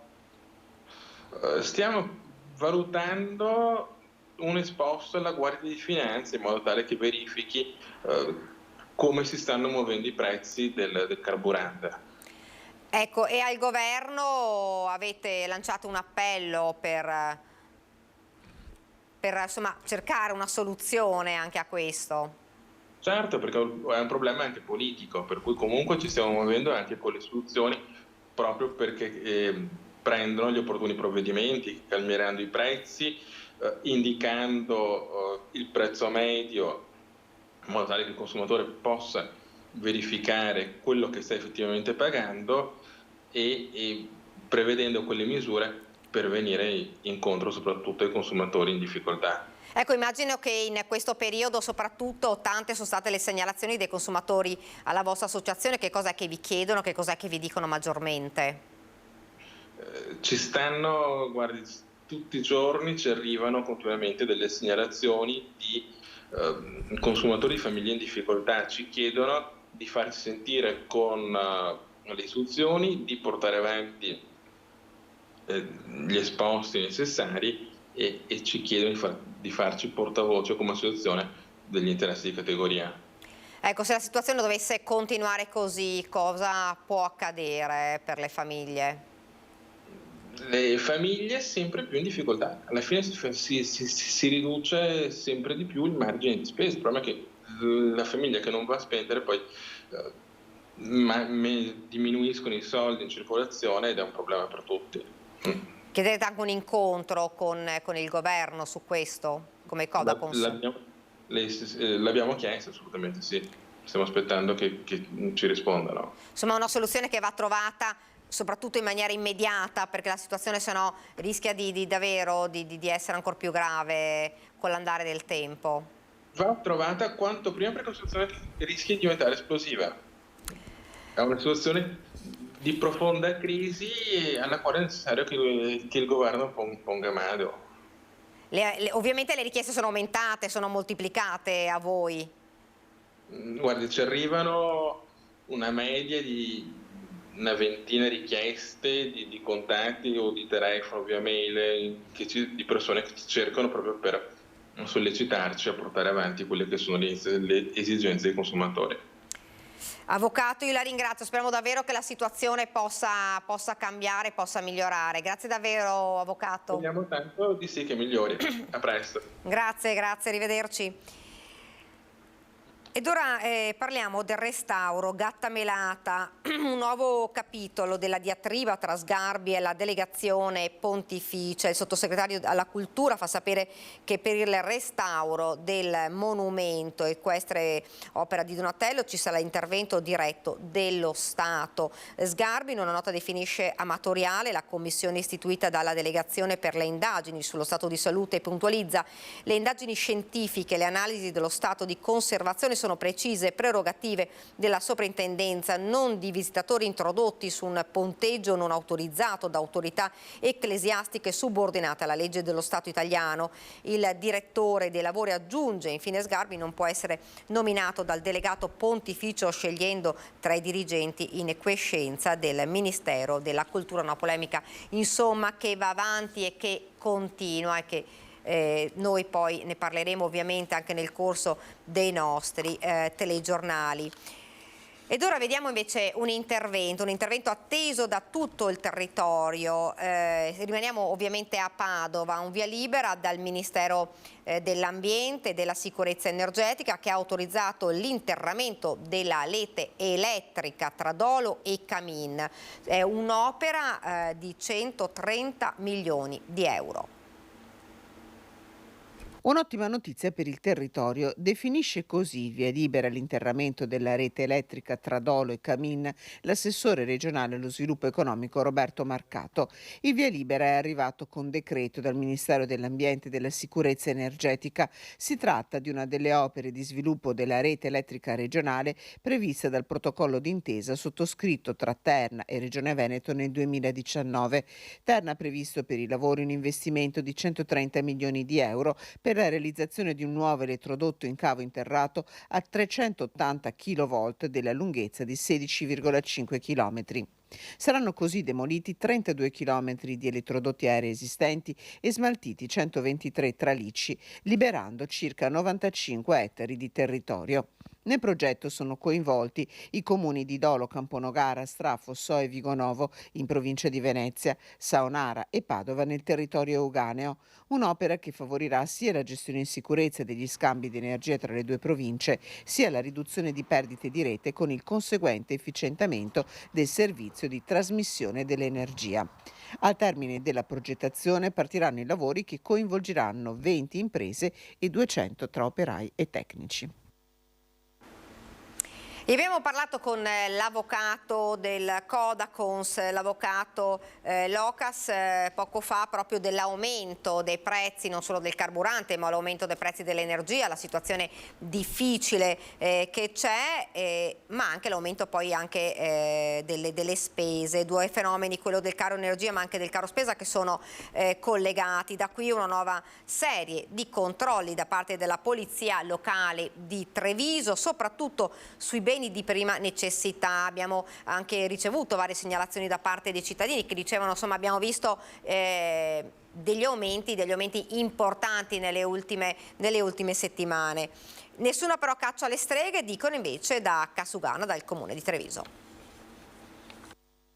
Sì, noi siamo pronti, nel senso che abbiamo già iniziato nel 2020 in piena pandemia a controllare i prezzi. Naturalmente abbiamo creato un nostro paniere e abbiamo controllato soprattutto la grande distribuzione. Abbiamo fatto ulteriori controlli tra agosto e settembre e sicuramente continueremo anche nelle prossime settimane a fare questi tipi di controlli. Cominciato nei mesi duri della pandemia, il monitoraggio sui prezzi al consumo, soprattutto sui beni di prima necessità, sarà intensificato in questo inizio anno fatto di stangate. La Polizia Locale di Treviso è pronta a fare la sua parte per evitare fenomeni speculativi. Abbiamo ricevuto tante segnalazioni di alcuni utenti, però tutte le segnalazioni che sono state comunque verificate non hanno denotato particolari anomalie. Gli aumenti finora constatati sono quindi nella media, ma nulla in un momento così delicato può essere lasciato al caso. Non vuole essere una caccia alle streghe, vuole essere semplicemente un'azione di verifica e di monitoraggio proprio per tutelare i nostri cittadini, con la consapevolezza però che il mondo imprenditoriale qui a Treviso è molto serio. Alle porte del comune del resto già stanno bussando in tanti. L'inflazione sta mettendo in ginocchio le famiglie più fragili. Fino a quando io sarò sindaco un tetto e un pasto caldo verrà garantito a tutti e se serve ci terremo magari il verde un po' meno manutentato, però il tema sociale per noi è centrale e il sostegno alle famiglie della nostra comunità è prioritario. E torniamo a parlare di sanità perché ne abbiamo parlato anche nel corso dei nostri telegiornali con i medici di base che sono sul piede di guerra e avvertono che la sanità si sta spegnendo e sulla medicina di gruppo bacchettano la regione. Il servizio sanitario nazionale e regionale, poi il Veneto ha molto da perdere, come lo conosciamo ormai si sta spegnendo come una candela. Perché gli investimenti non sono sufficienti e non parliamo di investimenti economici, ma di investimenti sulle persone. Parole durissime dai medici di base sul servizio sanitario. Anche in Veneto, dicono, la sanità si sta spegnendo e questo allarme va a corroborare le tante lamentele e segnalazioni da parte dei cittadini che hanno voluto raccontare ai nostri microfoni quel che non funziona nell'organizzazione della sanità locale. I medici di medicina generale denunciano una mancata programmazione da parte della regione e soluzioni come quella dell'innalzamento del numero di pazienti definite cervellotiche. È un problema in cui ci sono corresponsabilità, perché qui è un problema di mancata programmazione, cioè quello che si dà alla regione è che negli anni, anzi nei decenni, non è stata mai fatta una vera programmazione dei bisogni della cosa, e questo è una parte. D'altra parte non c'erano neanche tante risorse da parte dello Stato e quindi qua diciamo che hanno una bella responsabilità, il 50% ciascuno. Il problema è che non è invertibile in questo momento, ma bisogna trovare delle soluzioni diverse che non si risolvono con una delibera fatta così da qualche cervellotico dirigente regionale in cui si dice aumentiamo il massimale dei medici a 1.800. I medici chiedono che ci sia una maggiore attenzione per la medicina di gruppo e sottolineano come questo assetto riduca le liste d'attesa e pure gli accessi in pronto soccorso.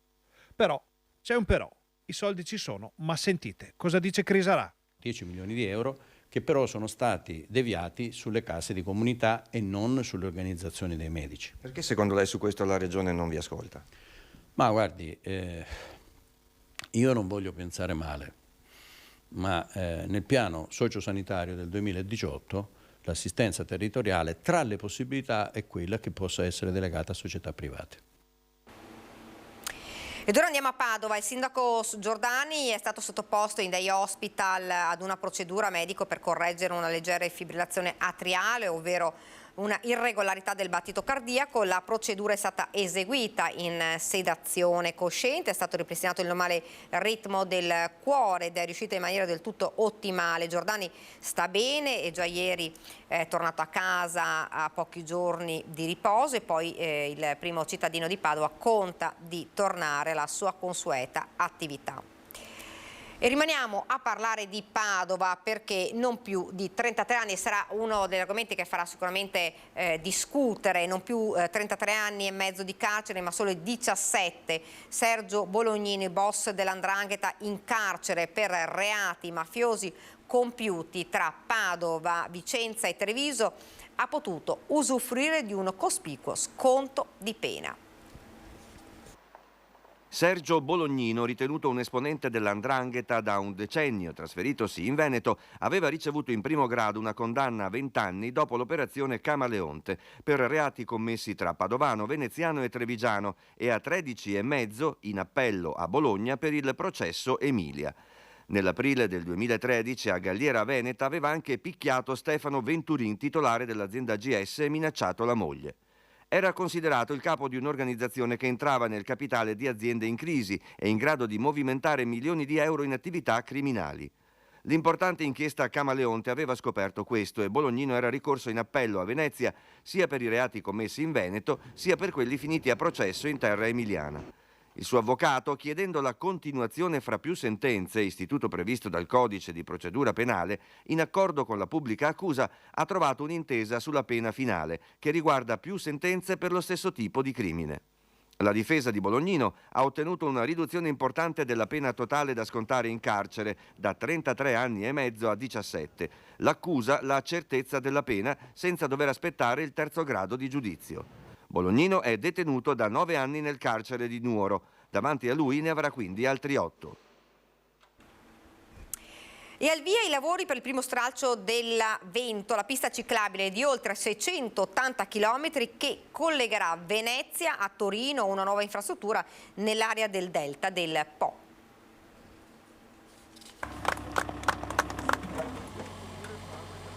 Con la posa simbolica della prima pietra si è dato avvio a Loreo, in provincia di Rovigo, al primo lotto funzionale della ciclovia Vento che collegherà Venezia a Torino. Un primo stralcio per ora che andrà da Loreo a Chioggia, in provincia di Venezia. Si tratta di una delle 5 ciclovie che attraversano il territorio veneto e ritenute strategiche a livello nazionale. Abbiamo le condizioni oggi per poter creare un territorio vasto, qual è il Delta del Po, con un ambiente strepitoso, naturale strepitoso, qual è il turista non solo italiano ma anche internazionale che sta cercando. Un'opera che richiederà 360 giorni di lavoro e che sarà un biglietto da visita da presentare ai turisti per l'area del Delta del Po. Questo è un territorio bellissimo e l'unico modo per poterlo assaporare è girarlo in bicicletta a bordo di un battello, e poi se si riesce anche a mangiare bene e a dormire comodi è la cosa più bella che si possa mettere insieme. Quindi insomma contiamo che con questi investimenti infrastrutturali riusciamo a dare anche un nuovo slancio. Presentata inoltre un'altra infrastruttura, il nuovo ponte Rantin lungo l'idrovia Po-Brondolo, che vede Infrastrutture Venete quale stazione appaltante. Un'opera del valore di 5.300.000 euro. Un ponte innovativo da tempo richiesto dai cittadini. È una tecnologia che è già in uso in parecchi paesi del nord Europa e anche negli Stati Uniti. In Italia effettivamente è una delle prime esperienze che abbiamo. La soluzione, oltre che l'aspetto estetico, paesaggistico, è anche legata al fatto che è più leggero e quindi utilizza meno acciaio di ottime qualità. 425 giorni il tempo di realizzazione del ponte. Noi puntiamo e speriamo di arrivare all'anno di calendario, nel senso che i 425 giorni sono i giorni che sono stati decretati per quanto riguarda l'appalto. Noi puntiamo e ci auguriamo che l'impresa lavori veramente, prima ho fatto la battuta, lavoriamo di notte, però speriamo che veramente l'impresa in un anno di tempo realizzi l'opera. Ed ora ci fermiamo un attimo, c'è il meteo, vediamo come sarà il tempo nelle prossime ore, poi le pubblicità e torniamo nuovamente in studio con il dibattito politico.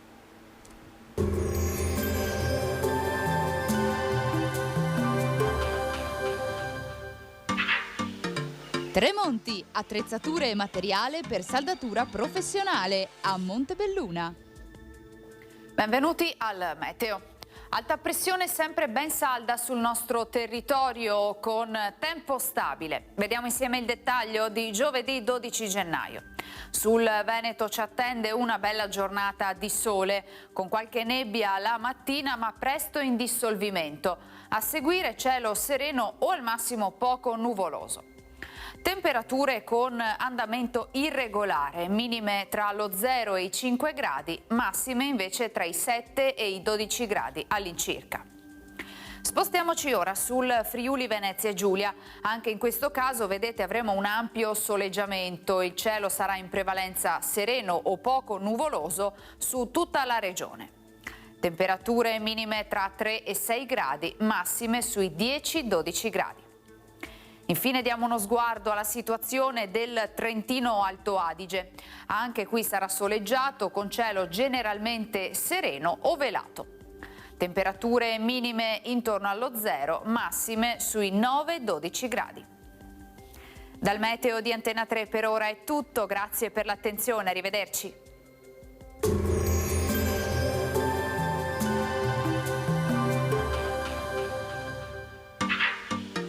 Tremonti, attrezzature e materiale per saldatura professionale a Montebelluna.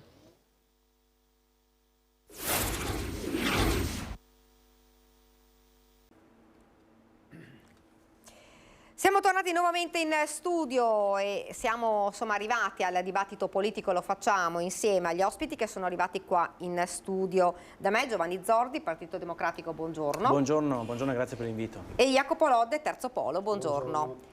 Dovrei avere collegati, vediamo se ci sono, eccoli qua, li vedo subito. Matteo Celebrone, segretario provinciale della Lega di Vicenza, buongiorno. Buongiorno e grazie dell'invito. E Giuseppe Montuori, Fratelli d'Italia, buongiorno.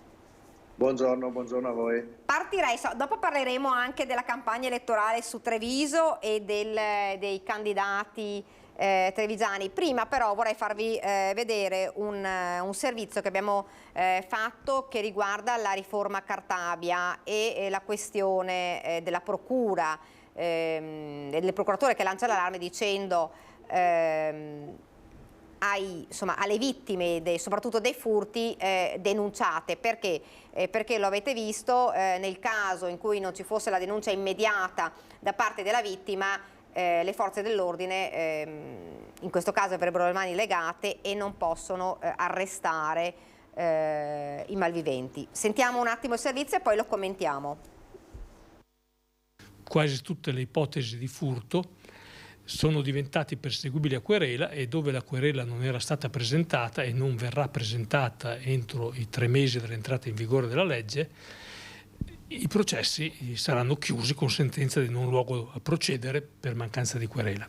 Quindi un primo effetto sarà questo, che ha un carattere, diciamo così, deflattivo, cioè di riduzione del numero dei casi che andranno a processo. Il capo procuratore di Treviso fa riferimento ai furti, ma sono diversi i reati per cui d'ora in poi non si procederà più d'ufficio, quindi anche in assenza di querela della presunta vittima. È il caso delle lesioni personali, della violazione di domicilio, di truffa, appropriazione indebita, frode informatica, pure il sequestro di persona non aggravato. Anche la giustizia trevigiana quindi dovrà fare i conti con gli effetti della riforma Cartabia. Difficile quantificare, ora come ora, il se e il quanto in termini di mancati processi.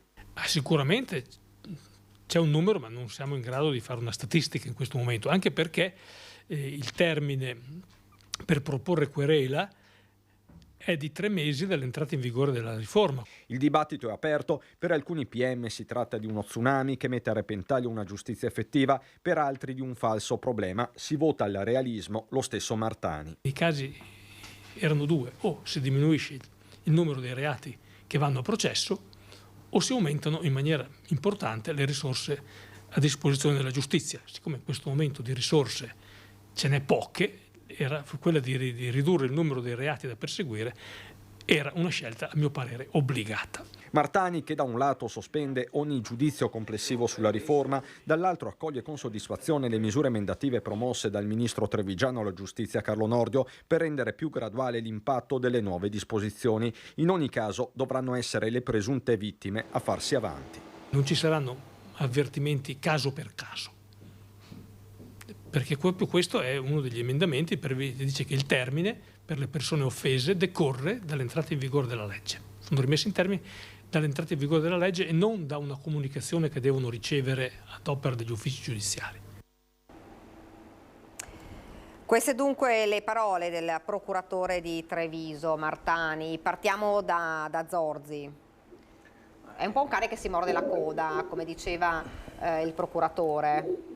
Il procuratore ha fatto un'analisi molto lucida di quella che è la situazione attuale. I limiti, le lacune della riforma Cartabia sono evidenti, sono sul tavolo. Purtroppo ricordiamoci anche come è stata generata la riforma Cartabia. Siamo all'interno di quello che era stato il governo di unità nazionale di Mario Draghi. C'erano le tempistiche imposte anche dall'Europa per il PNRR, un governo così composito, e a quel punto si è cercato di fare una sintesi che chiaramente non è mai la soluzione migliore, e tant'è vero che mi sembra che un po' tutte le forze politiche, compreso il Partito Democratico, in campagna elettorale avessero presentato nei loro programmi delle proposte per intervenire in maniera molto più netta, su un tema che è importantissimo, che è quello della tenuta del sistema giustizia in Italia.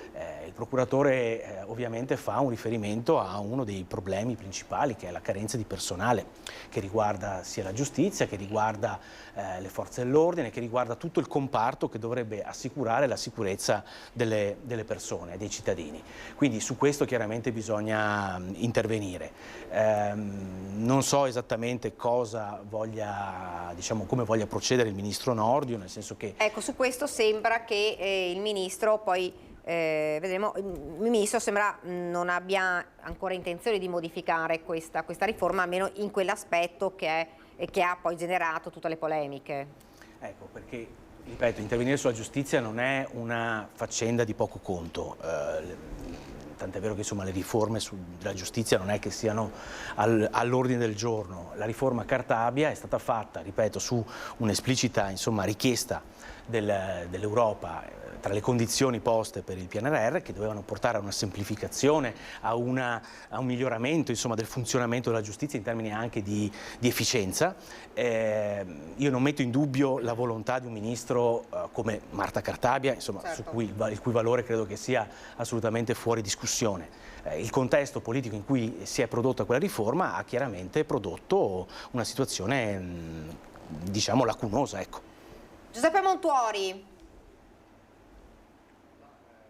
Rispetto a questo tema, Fratelli d'Italia votò contro la riforma Cartabia, quindi sulla nostra posizione non ci sono dubbi. Diceva correttamente Zorzi che però la riforma Cartabia è collegata al PNRR e il PNRR prevedeva che appunto ci fosse una decongestione degli uffici giudiziari.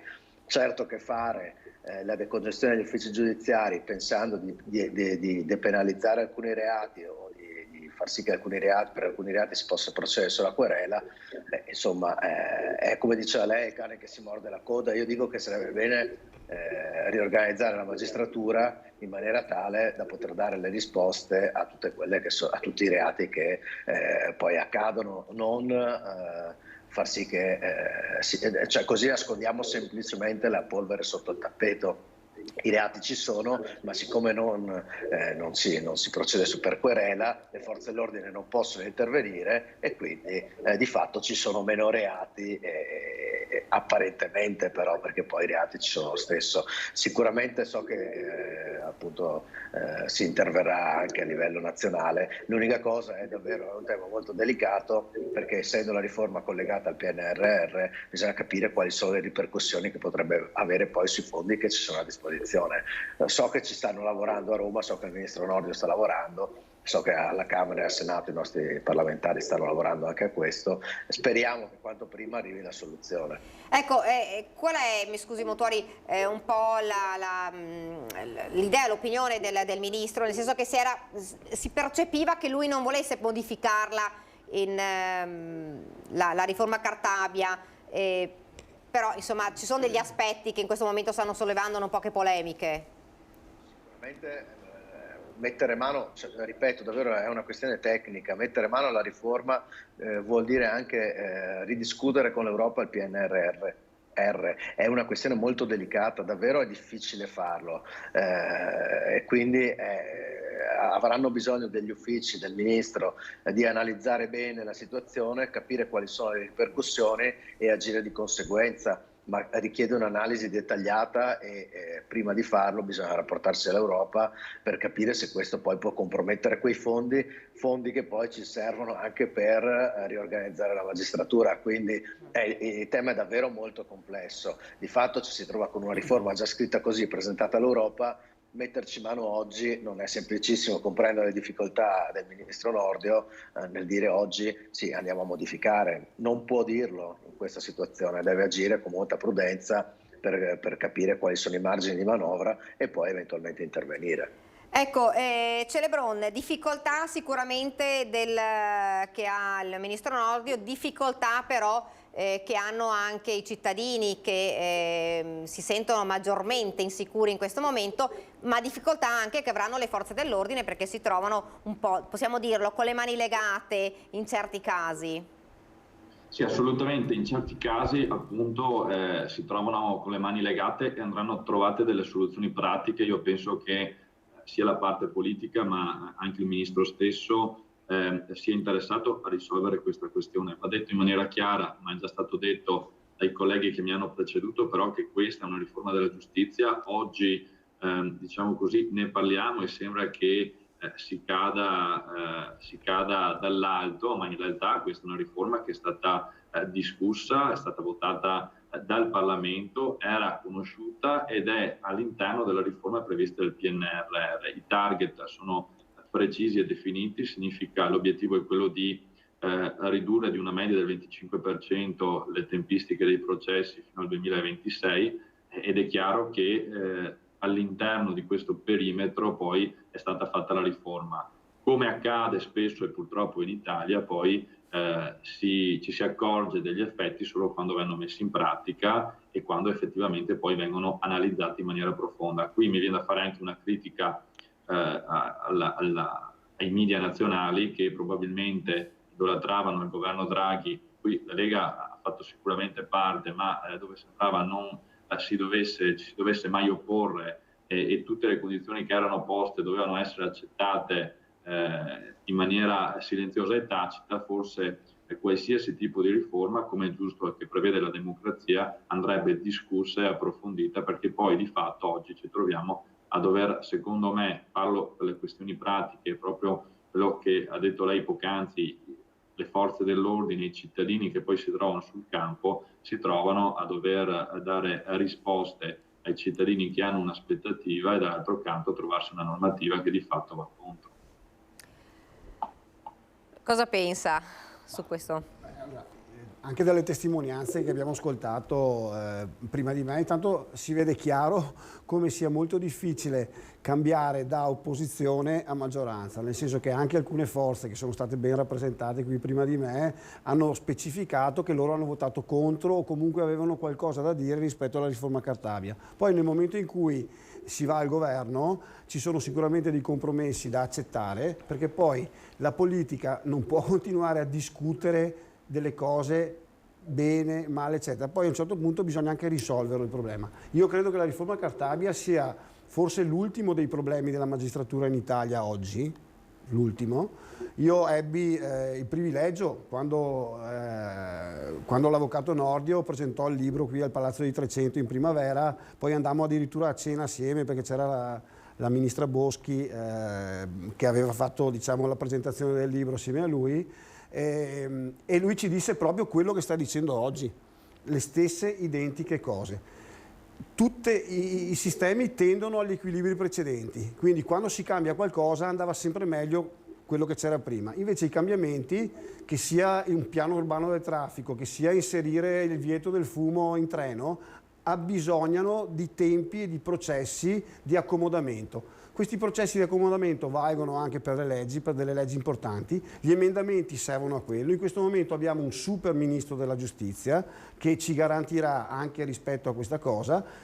Il popolo, che poi appunto sente, legge i giornali, ascolta i media nazionali che vanno a nozze quando ci sono queste cose qui, nel senso che si agita la pancia delle persone, però i processi, soprattutto quelli importanti, e la riforma della giustizia è un processo importante, hanno bisogno di tempi di accomodamento e l'interruttore acceso spento, come prima c'era il buio, adesso c'è la luce, non può esistere. Se vogliamo invece rimanere a fare le cose e poi criticarle, tra l'altro negli ultimi 20 anni chi ha criticato ha sempre poi preso il potere, quindi c'è anche questa cosa qua che è interessante, continuiamo a non andare avanti. Io credo che oggi il Ministro della Giustizia ci garantisca rispetto a questo e che la riforma Cartabia vada adattata e diciamo accomodata rispetto alle esigenze e poi pian pianino sarà un processo che porterà a una stabilità e a dei vantaggi anche per i cittadini che non vanno aizzati, perché sennò... Ecco, io non vorrei spezzare una lancia nei confronti dei media nazionali perché non ne hanno assolutamente bisogno,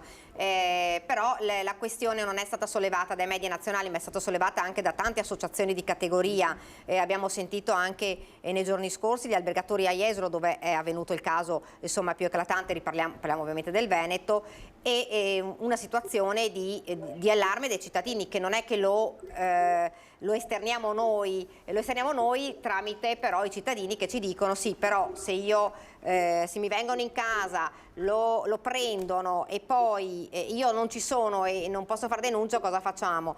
È una situazione che comunque è un disagio, se vogliamo chiamarlo così, che ci hanno insomma manifestato, ripeto, i cittadini, ma anche le associazioni di categoria, e quindi... Ma poi perché non possiamo fare la denuncia? E nel caso di specie dell'albergatore di Jesolo è stato, diciamo, un passaggio che ha creato lo scandalo nazionale. Esatto. Ma questa cosa qua si crea anche cultura. giuridica, civica, eccetera nel cittadino. Perché deve essere la denuncia immediata, ma se una cittadina... Benissimo, però immediata non significa che 2 secondi... Credo che tutti quanti noi ci potremo abituare ed adattare e accomodare ad un nuovo sistema che prevede anche questo, anche perché poi se uno mette il naso fuori dai nostri confini nazionali e ha un minimo di esperienza di cosa succede nei paesi civilizzati, si accorge che comunque ci sono culture che funzionano e garantiscono determinate cose, solo che dobbiamo avere la capacità di metterci un po' in gioco ed evitare sempre quella resistenza al cambiamento che è molto popolare, ok, e fa notizia, fa movimenti di pancia, ma poi alla fine i cittadini nulla sanno della riforma Cartabia e nulla sanno di quello che potrebbe essere fatto o meno. Chi ne parla con coscienza, e il servizio che avete mandato in onda all'inizio è una persona che conosce le cose, bisognerebbe cominciare ad ascoltare il ministro e quelle persone là. I cittadini ascoltino, cerchino di capire, ok, e prima di agitarsi e fare i movimenti di categoria dovrebbero lasciare anche un tempo fisiologico perché le cose poi possono essere messe a terra, perché se no, ripeto, andiamo nel populismo, quello classico, che funziona molto, però alla fine non risolve i problemi. È d'accordo? Sì, mi sembra che l'approccio è giusto, nel senso che ogni riforma richiede il suo tempo per essere metabolizzata. Io ripeto che la riforma Cartabia non è la migliore riforma possibile, ma perché non c'erano le condizioni politiche per poter fare in modo che quella fosse la migliore riforma possibile, perché il governo allora era un governo estremamente eterogeneo e quindi è una riforma che tiene dentro diverse sensibilità, diverse richieste, diverse esigenze, come è giusto che sia quando ci sono situazioni di questo tipo. Io mi auguro che presto possiamo tornare al governo noi come centrosinistra e mettere mano alla riforma. No, questo mi verrebbe da dire. Detto questo, aspettiamo chiaramente con attenzione quelle che saranno le iniziative che assumerà il ministro Nordio, sul quale, sia chiaro, noi riconosciamo insomma una sua professionalità, una sua esperienza indubitabilmente, soprattutto l'approccio garantista. Ecco, vediamo adesso come lo vedremo all'opera, perché al momento non abbiamo ancora visto all'opera il ministro Nordio. Giuseppe Montuori, la speranza della centrosinistra di tornare? Tra 5 anni, sia chiaro, Giuseppe, tra 5 anni vi lasciamo lavorare, ci mancherebbe altro. Grazie, colgo lo spunto per dire che, per sottolineare un aspetto, non è che oggi che siamo al governo diciamo il contrario di quello che avevamo detto prima rispetto alla riforma Cartabia. Cioè, noi abbiamo votato contro la riforma Cartabia e diciamo che oggi non si può modificare perché ci siamo trovati il piatto sulla tavola, se no ovviamente l'avremmo fatta in maniera diversa. Oggi non si può ordinare un altro piatto perché semplicemente questo vorrebbe dire ridiscutere col titolare del ristorante tutto il servizio che avevamo prenotato. Il titolare del ristorante è l'Europa e, come sapete, non è molto disposta a mettere in discussione quello che gli viene presentato. Quindi giusto per sottolineare questo aspetto, perché è banale dire adesso che ci siete non fate quello che avevate detto. No, adesso che ci siamo, ci troviamo con una riforma già scritta, abbiamo le mani legate e non possiamo farlo perché è vincolata al PNRR. Detto questo, se la riforma poi tra l'altro prevede una querela di parte, cosa che prima comunque poteva avvenire, solo che poteva avvenire anche da parte delle forze dell'ordine, oggi qualcuno mi spiega cosa cambia? Nel momento in cui io mi abituo al fatto che appena c'è un furto devo denunciarlo alle forze dell'ordine, quindi anche immagino le persone anziane con un certo disagio, devo andare presso un presidio delle forze dell'ordine, presentare denuncia, chiedere a un agente o a un carabiniere di raccogliere la denuncia che poi deve essere trasmessa alla Procura della Repubblica. Dov'è la semplificazione? Cioè non riesco a capirlo. Abbiamo semplicemente complicato la vita dei cittadini perché nel momento in cui le forze dell'ordine sorprendevano un ladro che rubava all'interno di un supermercato, all'uscita lo potevano arrestare per furto, bene, e procedere secondo quelle che erano le procedure previste. Oggi invece il titolare del supermercato deve andare a denunciare alla polizia il furto. Di cosa stiamo parlando? Tant'è che il procuratore dice denunciate, quindi non stiamo riducendo il carico di lavoro per i tribunali, stiamo semplicemente dicendo: se per caso un anziano poveretto si dimentica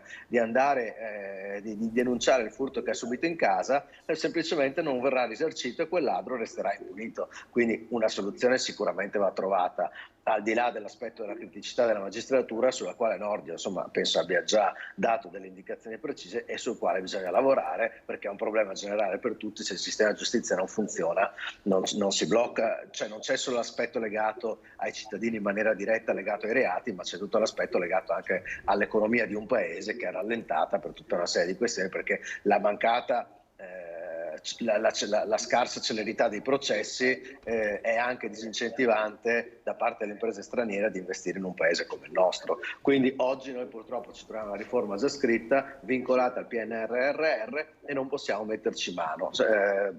Credo che il Ministro, insieme a Fratelli d'Italia, faranno il possibile, e agli alleati, per cercare di rimediare a questi errori. Matteo Celebrone. Sì, condivido un po' quello che è stato detto, anche quello che ha detto il collega del Terzo Polo, nel senso che bisogna guardare le cose anche in maniera molto pratica. L'ha detto anche il procuratore nel servizio che avete fatto. È una legge, come dicevo, che sta all'interno di una riforma che ha degli obiettivi e dei target ben precisi. Va sicuramente migliorata l'attuazione e l'aspetto pratico. Capita spesso che quando si fa una legge poi ci si accorge che magari ci sono dei vulnus che vanno da questo punto di vista sistemati, però non bisogna usare, diciamo, questa situazione come una scusa per far sì che in Italia non si facciano le riforme. È un paese che ha estremo bisogno di riforme, è un paese che deve guardare al futuro e non deve guardare allo specchietto retrovisore.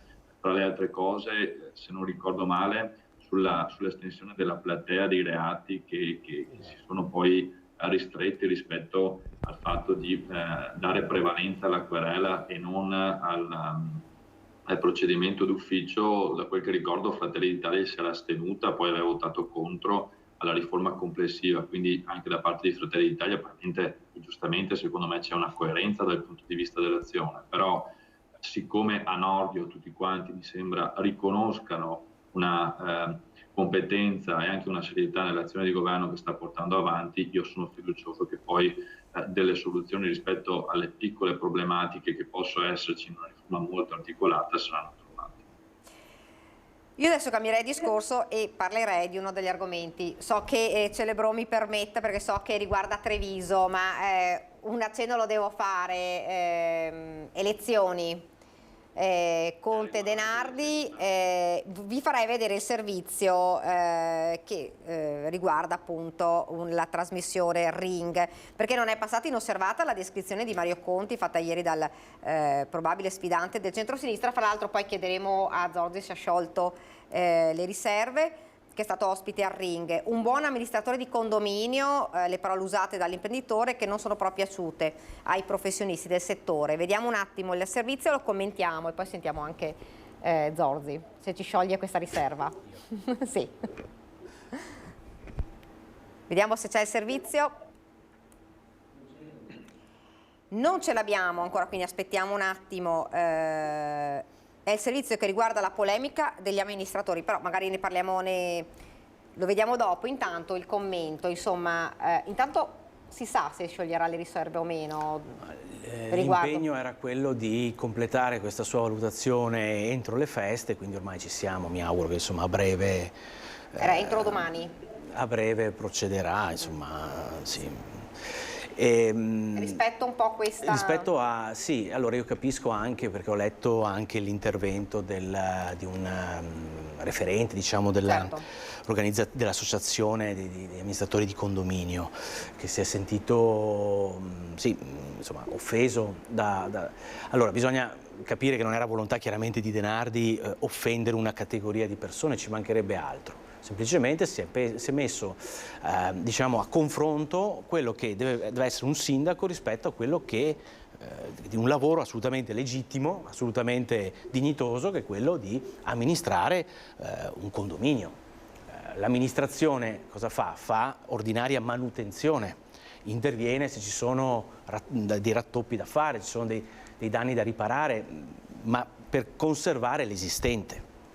Il sindaco invece è una figura chiamata a governare una comunità e a proiettare il proprio sguardo verso il futuro, cioè a spingere, a far progredire quella comunità.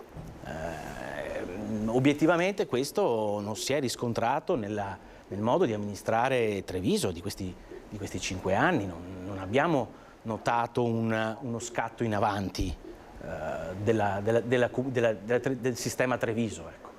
Non sono state delle grandi innovazioni che hanno determinato un segno evidente anche di rottura rispetto al passato. Quindi questo era il punto che poneva Giorgio De Nardi. Un conto è fare ordinaria manutenzione dell'esistente e purtroppo questo è uno degli aspetti caratteristici di tutte le amministrazioni leghiste, almeno in questa provincia, quindi non voglio entrare in altre province visto che abbiamo l'ospite di Vicenza, ma in questa provincia, lo dico anche considerando anche la mia situazione del comune, insomma, dove vivo, che è Castelfranco, noi assistiamo a questo, all'ordinaria manutenzione, a un atteggiamento che porta ad abbassare le aspettative dei cittadini, per cui succede che l'amministrazione si inventa una rotonda per rendere fluido il traffico e sembra di aver creato la più grande opera pubblica di questo mondo.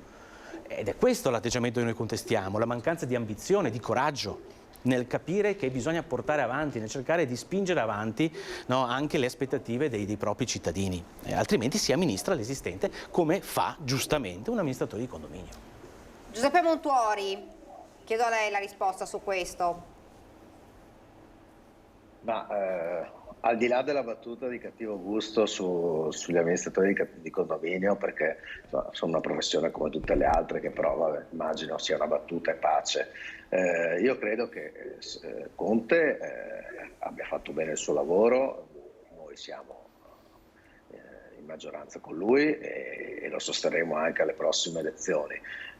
Certamente cercheremo di portare il nostro contributo anche in termini di innovazione rispetto a quello che l'amministrazione ha fatto fino ad oggi e riteniamo che qualcosa di diverso si possa sempre fare, qualche idea nuova la si possa sempre portare e quindi insomma poi saranno i cittadini a dire se abbiamo governato bene insieme a Treviso o meno e quello lo si vedrà con i voti. Io credo che il centrodestra comunque avrà un buon risultato a Treviso. Quello che vorremmo è riuscire ad ottenere un ottimo risultato per la coalizione del centrodestra, ma se De Nardi insomma ritiene di avere idee migliori e brillanti, sicuramente saprà farle recepire al suo elettorato e lo vedremo dopo le elezioni quando verranno dati i numeri dei votanti che hanno sostenuto uno piuttosto che un altro candidato. Ecco, vediamo il servizio che è pronto e poi lo commentiamo anche con Jacopo Lodde.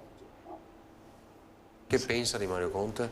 Ma è un buon amministratore di condominio, sta facendo... Un buon amministratore di condominio? Sì. Il diavolo si nasconde nei dettagli, soprattutto nelle campagne elettorali, ed è così che ha suscitato malumore questa dichiarazione di Giorgio De Nardi, l'imprenditore digitale di 62 anni che venerdì scioglierà le riserve sul suo futuro da candidato sindaco civico per il centrosinistra a Treviso. Dopo l'intervista in esclusiva a Ring, il primo semaforo arancione arriva proprio dagli amministratori di condominio. Paragonare il nostro sindaco, o il sindaco in questo caso l'amministratore di condominio, doveva essere un'enfasi invece di un'attività che invece produce e non un digrinarne i contenuti sostanzialmente. Doveva essere un complimento se effettivamente il signor Nardi conoscesse o avesse così una visione complessiva di quel ruolo e di quell'attività. Una professione, quella dell'amministratore di condominio, in questi anni alle prese con numerose emergenze. Sono sempre quelli che cercano non solo di far quadrare i conti, ma sono quelli che anche cercano di venire incontro a tutte le esigenze della vita quotidiana di ognuno di noi. Treviso, tra l'altro, dice Granello, è una delle città con più condomini, dovuti anche alla ricostruzione post-bellica. Insomma, il clima si surriscalda proprio come in una classica lite condominiale. Lui probabilmente voleva sminuire e screditare la mia figura, accostandola a un ruolo di un professionista che invece è importantissimo nella nostra comunità, una comunità composta da condomini e da amministratori condominiali, che sono anche quei professionisti che gestiscono da un punto di vista economico le spese condominiali della nostra comunità. Quindi lo ringrazio, non scendo in provocazioni perché questo è il suo stile, non è di certo il mio. Jacopo Lodde. Allora, noi come terzo polo ci poniamo proprio un po' al centro tra queste schermaglie, tra aspiranti candidati e candidati consolidati. Mi viene da fare due ragionamenti. Il primo, io tra l'altro Giorgio De Nardi l'ho conosciuto, ci siamo parlati, è sicuramente un profilo, è una persona in gamba. Però ecco, già dalle prime uscite mi viene subito da dire questa sensazione, come spesso succede alla sinistra, soprattutto nei nostri territori da tanto tempo. Sicuramente delle brave persone, sicuramente delle persone con una visione anche di un certo tipo, che però poi non sanno fare. E mi spiego. Io sono sicuro al 100% che anche questa battuta venuta da Giorgio De Nardi di fronte al vice direttore è un qualcosa di confezionato, che non viene sicuramente dalla sua pancia e nemmeno dal suo cervello.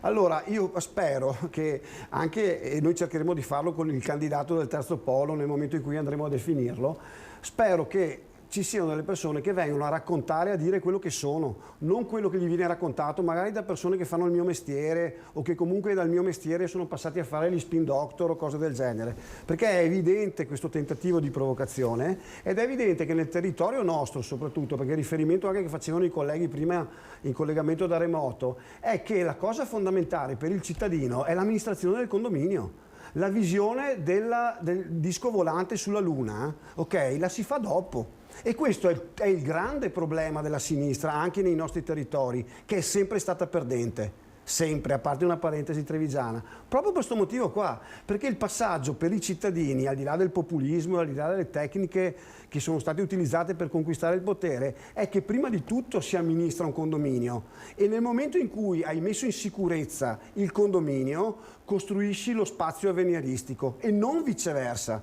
anche perché in corso d'opera poi con le promesse elettorali concretizzarle e metterle a terra diventa molto difficile, sia trovare il rappresentante o comunque la persona che riesca a portare avanti questo progetto, perché la sinistra ha sempre avuto anche buoni candidati, ma poi al nazionale piuttosto che sul territorio non è mai riuscita a coordinarsi.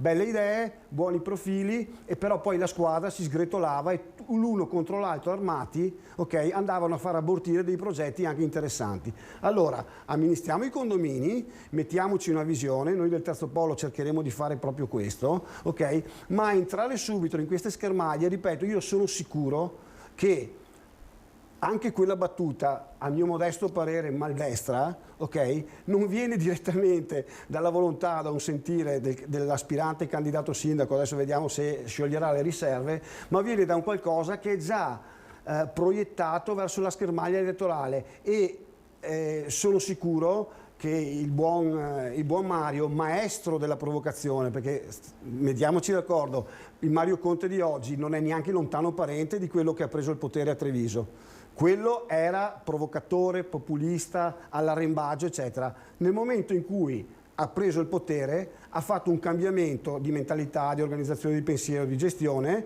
che gli tornerà funzionale probabilmente anche per la prossima tornata elettorale. Non lo so, adesso vediamo, però credo di essere buon profeta. Quindi Mario Conte conosce benissimo quelle tecniche perché le ha utilizzate nella maniera più becera possibile per arrivare dove è arrivato, però adesso ha cambiato musica, quindi conosce le armi dell'avversario e sa in questo momento che sta gestendo il potere come rimanere a mantenere il consenso e anche a mantenere, credo, una dignità. Beh, qui vorrei una risposta però di Zorzi sulla questione. insomma, sono le affermazioni che ha fatto Lodde sul allora sul dobbiamo centro-sinistra. anche capire che come ogni dinamica elettorale, perché di questo stiamo parlando, c'è un sindaco uscente, come potrebbe essere anche un presidente uscente e un competitor, no? Chi cerca è lo sfidante. È ovvio che noi dobbiamo giocarci all'attacco sta partita, stare sulla difensiva rispetto a cosa? Rispetto a quello che ha fatto Mario Conte, per il quale ci siamo impegnati in 5 anni di opposizione. Mi pare abbastanza ridicolo anche agli occhi dei trevigiani, illogico, incoerente. Quindi noi dobbiamo attaccare nel rispetto chiaramente della forma, nel rispetto delle persone, ci mancherebbe altro. E ripeto, quella uscita di Giorgio De Nardi, che non credo assolutamente sia stata in qualche maniera imboccata da qualche spin doctor, perché la figura è così genuina, ha voluto semplicemente ribadire questo, cioè che un conto è limitarsi ad amministrare, ripeto, alla manutenzione ordinaria dell'esistente, un conto è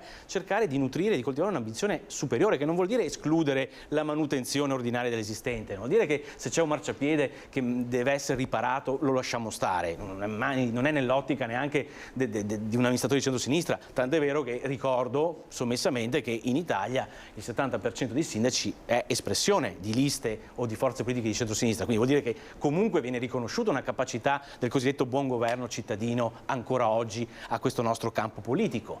Ma l'altro discorso è cercare anche di accendere una speranza, di indicare un orizzonte verso cui tendere. Le città devono maturare, devono innovarsi, devono crescere se vogliono essere competitive anche a un livello di dimensione di competizione che non è più quello del comune piccolo del campanile. Bisogna ovviamente anche ragionare in termini, come dire, di sistema. Insomma, è uscito a fine anno l'intervista di Alberto Zanata di Veneto, di Confindustria Est, adesso Veneto Est, che dice su Treviso dà delle indicazioni, il polo fieristico, la metropolitana di superficie, cioè noi dobbiamo cercare di cogliere questi spunti per migliorare la vita dei nostri cittadini. Questo è l'obiettivo, non dimenticando chiaramente le fogne da sistemare, i marciapiedi da sistemare, il lampione la lampadina da sostituire, chiaramente, ma questo mi pare il minimo sindacale che viene chiesto a chi si candida ad amministrare una comunità, il minimo sindacale. Mario Conte avrà fatto il minimo, l'avrà fatto bene, ma sempre il minimo stiamo parlando. Noi vogliamo spingere l'asticella un po' più in alto, perché Treviso merita di più. Matteo Celebron, certo non voglio escluderlo da questa discussione che riguardava insomma una polemica che è nata qua nel Trevigiano, però a livello insomma generale, secondo lei cosa pensa? A livello proprio generale, senza entrare nella polemica. Ma io lo prenderei come un complimento se qualcuno mi dicesse che abbiamo amministrato come lo farebbe un amministratore di condominio, perché il ruolo dell'amministratore, non so se sia più difficile fare il sindaco o l'amministratore di condominio in questo paese, quindi sicuramente anche un po' per sdrammatizzare, io lo prenderei come un complimento. Devo dire però che quando si amministra bisogna guardare con un occhio vicino e con l'altro lontano, e penso che Mario Conte, io sono di parte chiaramente, faccio parte della Lega, ma sono vice sindaco di Vicenza e quindi ho avuto modo in questi anni di confrontarmi con lui più che altro sul tema ANCI. Lui è presidente di ANCI Veneto e devo dire che è una persona assolutamente pratica, quando gli scrivi ti risponde subito, e non è sempre così per tutti i politici e per tutti gli amministratori, e quindi penso che Treviso abbia la possibilità di scegliere tra persone assolutamente valide che possono portare la città nel futuro, nel 2030, no? La visione dei 10 anni, di guardare avanti. Dopodiché è chiaro che in una sfida elettorale l'auspicio è che i candidati parlino dei propri programmi e non tanto guardino a quello che ha fatto o non ha fatto un amministratore. E quindi anche noi a Vicenza, tra l'altro, abbiamo una campagna elettorale imminente, si andrà alle urne e, come è stato giustamente detto, poi votano e decidono i cittadini. Probabilmente quello che manca un po' al centro-sinistra, non solo in Veneto direi, ma forse nella gran parte del nord Italia, è la capacità di capire che anche le cose pratiche, anche le cose semplici, però sono aspetti assolutamente importanti per i cittadini, e anche il marciapiede che magari deve essere sistemato, o la lampadina, per persone, lo dico da assessore ai lavori pubblici di una città come Vicenza, sono risposte che sono semplici ma sono la quotidianità, ed è quello che i cittadini hanno bisogno. Quindi essere pratici, sicuramente avere un occhio che guarda anche lontano, ma oggi i cittadini ci chiedono anche praticità e risolvere i problemi che purtroppo quotidianamente hanno. Ecco, quindi Vicenza anche al rinnovo, com'è la situazione lì? Ma noi abbiamo un sindaco di centrodestra, una lista civica, non ha tessera di partito, Francesco Rucco, che è appoggiato da Forza Italia, Fratelli d'Italia e anche Lega, più appunto la sua lista civica. Io penso che l'obiettivo oggi, soprattutto anche un po' dopo la pandemia, che devo dire anche rispetto a quello che ho sentito appunto dal collega del Terzo Polo che ha detto no, Conte è cambiato. Io devo dire, lo dico anche da amministratore, dall'esperienza che ho fatto in questi anni, che la pandemia ha cambiato la testa degli amministratori di tutti in maniera un po' trasversale e probabilmente ha responsabilizzato anche l'azione amministrativa, perché inevitabilmente ci siamo trovati di fronte a dei problemi appunto che erano pratici e ai quali dovevamo dare risposte certe e veloci. E qui la sfida, il centro-sinistra non ha ancora palesato un candidato, anche se sembra che qualcuno si stia muovendo. Anche noi abbiamo un terzo polo. Io sono convinto che il centrodestra debba avere la capacità di ascoltare e di allargare quello che è il campo. Il Popolo delle Libertà, quello che si chiamava Popolo delle Libertà, Casa delle Libertà, per me è stato un progetto vincente in passato, ma che va sicuramente rivisto e ammodernato, e io sono dell'idea che il campo di visione del centrodestra, si parla spesso di campo largo, debba essere allargato. Le tematiche, le sfide future sono assolutamente importanti da affrontare. Ci sono delle tematiche che non sono più di centrosinistra, i temi ambientali, i temi della mobilità sostenibile, i temi del trasporto e dello sviluppo dell'industria sul territorio, ma soprattutto penso anche al Veneto come tema culturale. Vicenza si è candidata capitale italiana della cultura, poi non ce l'abbiamo fatta, ma abbiamo sviluppato un progetto, abbiamo riacquistato Palazzo Thiene, che era la sede dell'ex Banca Popolare di Vicenza. Tematiche che una volta erano solo affidate alla sinistra, oggi sono temi sui quali il centrodestra si deve confrontare, deve avere il coraggio di proporre delle idee, di programmi ai cittadini, quindi misurarsi sui programmi, essere concreti, e poi vinca il migliore. Fortunatamente siamo in democrazia, si vota e quindi chiaramente poi in bocca al lupo, però sono convinto che una maturazione da questo punto di vista il centrodestra la debba fare anche in funzione appunto di una maggioranza di governo a Roma che dovrà governare per i prossimi 5 anni. Montuori, questo sarà un test importante, Treviso-Vicenza. In Veneto sono le due città più importanti che vanno al voto. Treviso è per me ovviamente importantissima, come immagino per chi fa il segretario di Vicenza. Quello che vogliamo ottenere a Treviso è un eccellente risultato. Faccio una battuta: gli amministratori di condominio intanto ci voteranno, poi aspettiamo qualche altra uscita di Denardi e magari ci facciamo votare anche da qualcun altro.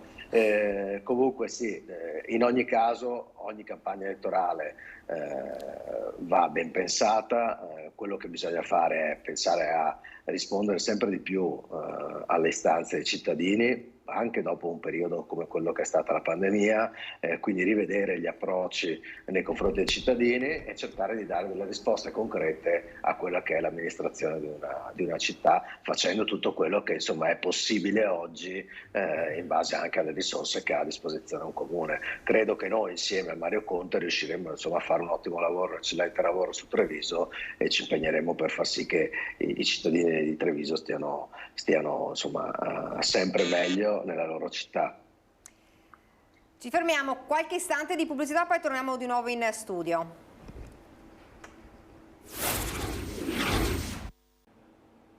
Rieccoci nuovamente in studio per l'ultima parte di questa nostra prima edizione. Stiamo parlando delle politiche, abbiamo sentito Vicenza ma anche ovviamente Treviso e parlavamo dei candidati. Domani o nei prossimi giorni dovrebbe sciogliersi la riserva di Denardi ed è spuntato il nome di Nicolò Rocco per quanto riguarda il terzo polo. Intanto diciamo che allora, l'ultimo capitolo uscito agli onori della stampa locale nella giornata di ieri è l'ultimo capitolo di una serie infinita di tentati candidati e quindi di rappresentazioni che la stampa locale giustamente fa anche in un gioco di occupazione degli spazi. Ma questo è tentato o riuscito, Nicolò Rocco? No, assolutamente, nel senso che poi sono rappresentazioni di una realtà che, come tutti sanno, chiedono, ma il giornalista fa il suo mestiere giustamente di diciamo, buttare delle provocazioni, certo, buttare delle rappresentazioni. I partiti politici, Giovanni lo sa bene, che anche loro hanno tutto un passaggio anche congressuale, di primarie, eccetera. Il terzo polo, diciamo che sulla spinta soprattutto di Renzi, eccetera, cercherebbe di essere un po' più snello rispetto a questo, quindi anche all'individuazione di un candidato, eccetera. Però c'è una commissione elettorale che è già stata individuata, ci sono delle persone che si stanno già muovendo anche per comporre le liste e ci sarà inevitabilmente un passaggio anche con la base, con un territorio di iscritti e di simpatizzanti che ha guardato con curiosità a Treviso al terzo polo e ci ha votato con delle percentuali importanti. Noi abbiamo l'onere e l'onore di dare delle risposte a questo tipo di curiosità. Il profilo del candidato, al di là dei nomi che sono stati fatti, che ripeto sono tutte buttate giornalistiche con paternità di riferimenti politici, eccetera, che non hanno nulla a che vedere con quello che noi come terzo polo stiamo cercando di fare da tanto. Perché io e persone prima di me da anni ci stiamo muovendo per costruire questa cosa. Poi ovviamente nell'ultimo periodo sono saliti altri sul nostro carro, ben volentieri, che ci portano la loro esperienza, eccetera, però il terzo polo vuole continuare a caratterizzarsi per un qualcosa che abbia un'aria di freschezza, quindi anche il nostro candidato avrà un profilo sicuramente giovane, sarà un candidato che comunque non viene da percorsi politicizzati, ma che magari ha una partita IVA, che lavora e che sa cosa vuol dire stare in mezzo alle persone anche diversamente dai politici, diciamo, classici. Deve avere la capacità di amministrare, quindi un'esperienza amministrativa di un certo tipo. Quando è che verrà presentato? Avete una tempistica? Ci sono assolutamente, sono necessari dei passaggi che verranno fatti nelle prossime 2 settimane. C'è un comitato che si chiamerà Treviso Comune sia nel senso che è comune al terzo polo, quindi Italia Viva e Azione, sia comune perché è dentro la cinta comunale di Treviso. Questo comitato sta già lavorando e lavorerà nei prossimi, diciamo, 15 giorni e da lì, dopo questi passaggi, che ripeto vanno fatti anche con gli iscritti e simpatizzanti, formalizzeremo con un comunicato stampa ufficiale diramato urbi e torbi, okay, e poi interpretato dai vari giornalisti come si vorrà, e quello sarà il dato ufficiale e ci sarà il nome del nostro candidato. Ecco, l'unica cosa che non ho ancora capito è se Nicola Rocco fa parte di questa, insomma... Nicola Rocco è il capogruppo, il consiglio comunale, sì, ma fa parte comunque del terzo polo e farà parte di questo tipo di processo. Ecco, questo era per... Sì. Beh, però appunto diciamo che Renzi l'ha pagata cara il fatto di passare da imperatore rispetto anche a certe scelte. Noi vogliamo tenerci tutto il buono di quello che è stato il movimento di Italia Viva, il renzismo e adesso in questo momento l'acquisizione anche di Azione, eccetera, però vorremmo evitare di fare quegli errori che poi hanno costituito anche la sua impopolarità e dei passaggi che sono sacrosanti in politica. Quindi eviterei e lasciamo fare il lavoro ai giornalisti che chiaramente devono fare l'articolo. Io credo che soprattutto una testata giornalistica si sia distinta per buttare i dadi e vedere che numeri venivano fuori, così un giorno metto un nome, il giorno dopo lo smentisco e continuo così. Fare politica in questo modo a me farà brividire. Io sono anche un neofita da questo punto di vista, però spererei che il terzo polo, per quello che posso fare io, abbia idee diverse, codici diversi e delle modalità che si possano anche distinguere, perché veramente poi di certe cose credo che siano stanchi un po' tutti.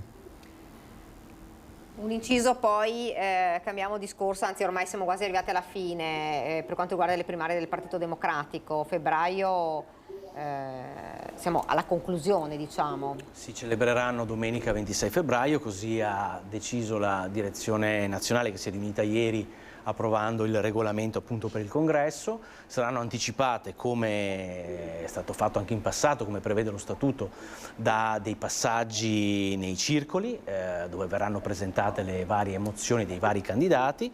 I due candidati che otterranno il maggior numero di voti nei circoli verranno, diciamo, promossi a questa finalissima che si terrà appunto nei gazebo, nelle piazze d'Italia il 26 di febbraio, aperta a tutti coloro che vogliono dare il proprio contributo al rilancio del nostro partito. Quindi le primarie sono primarie aperte, non votano solo gli iscritti ma appunto anche sostenitori, simpatizzanti e chiunque si riconosca, diciamo, nei valori del nostro partito. È chiaro che è un percorso congressuale necessario, il partito ha bisogno con urgenza di essere rimesso in asse rispetto a quelle che sono le esigenze, le aspettative del Paese e dei territori come il nostro.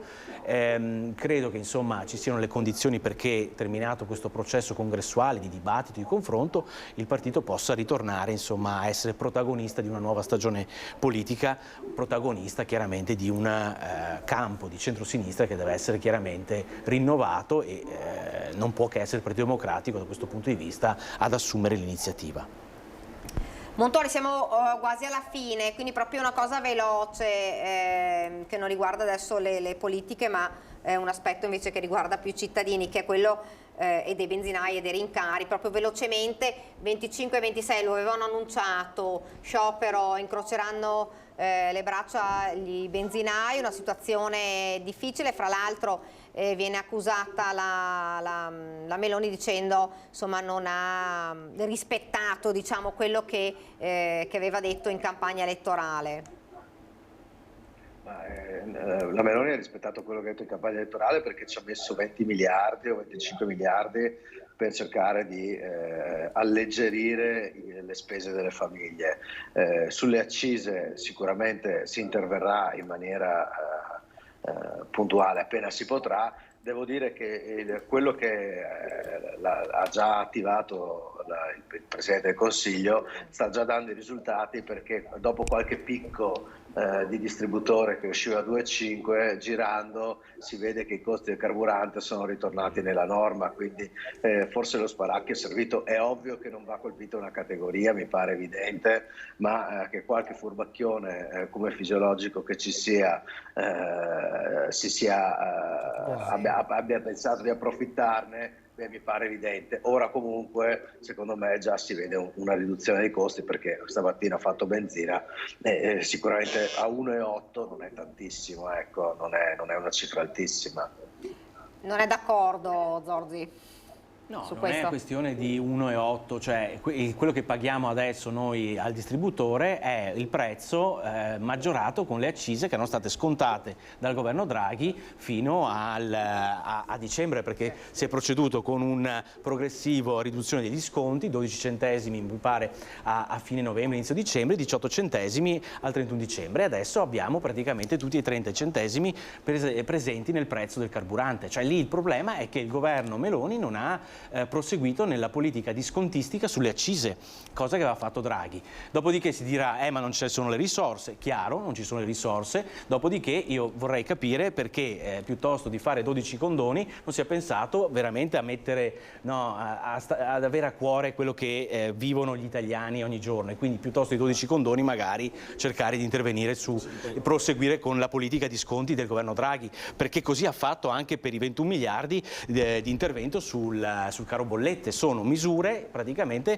in continuità con il governo Draghi. Poteva tranquillamente procedere anche su questo fronte qua, cercando un po' di trovare la giusta copertura. E poi, ritornando anche al discorso della riforma Cartabia di prima, non è facile governare e credo che la nostra prima ministra se ne stia rendendo conto, e quindi massimo rispetto. Poi la prima cosa che mi è venuta in mente ieri, quando ho visto l'agendina e diciamo la sua dichiarazione rispetto a spiegare la questione, sì, abbiamo deciso di mettere i soldi per aiutare delle persone eccetera, ma mi fa ridere nel senso che poi appunto do i soldi e do delle risorse, però questi qui poi vanno a far benzina e quindi le risorse che ho dato vanno a spenderle per andare a lavorare con la macchina, quindi è difficile governare, ok? Nel momento in cui fai qualcosa ci sarà sicuramente un'opposizione che non aspetta altro. Adesso ha anche la possibilità di andare negli archivi a tirar fuori tutta una serie di cose che poi ti mettono in croce. I politici di una volta non avevano questo effetto collaterale, purtroppo quelli di oggi ce l'hanno.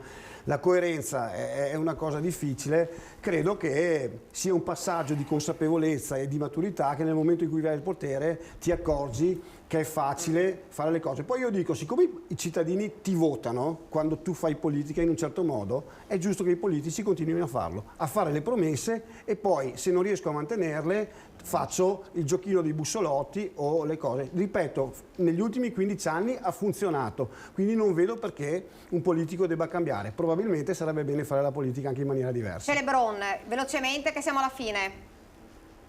Ma a me invece sembra che Meloni abbia chiarito qual è stata la scelta politica del governo, che è stata chiaramente quella di intervenire sulle bollette e soprattutto di aiutare le fasce più deboli. Intervenire sulla benzina, l'ho detto in maniera abbastanza chiara la Meloni, significava dare una mano, diciamo così, a tutti. Intervenire sulle bollette invece, visto che le risorse erano quelle, significava aiutare chi poi effettivamente ne aveva bisogno. È stata una scelta politica, io sono convinto che quando si amministra bisogna avere anche il coraggio di enunciare le proprie scelte politiche ed è giusto che il governo che è stato votato dai cittadini possa fare questo tipo di scelta, come è giusto che le minoranze, le opposizioni, speriamo che lo facciano per lungo tempo, le opposizioni possano dire che loro avevano un'idea diversa.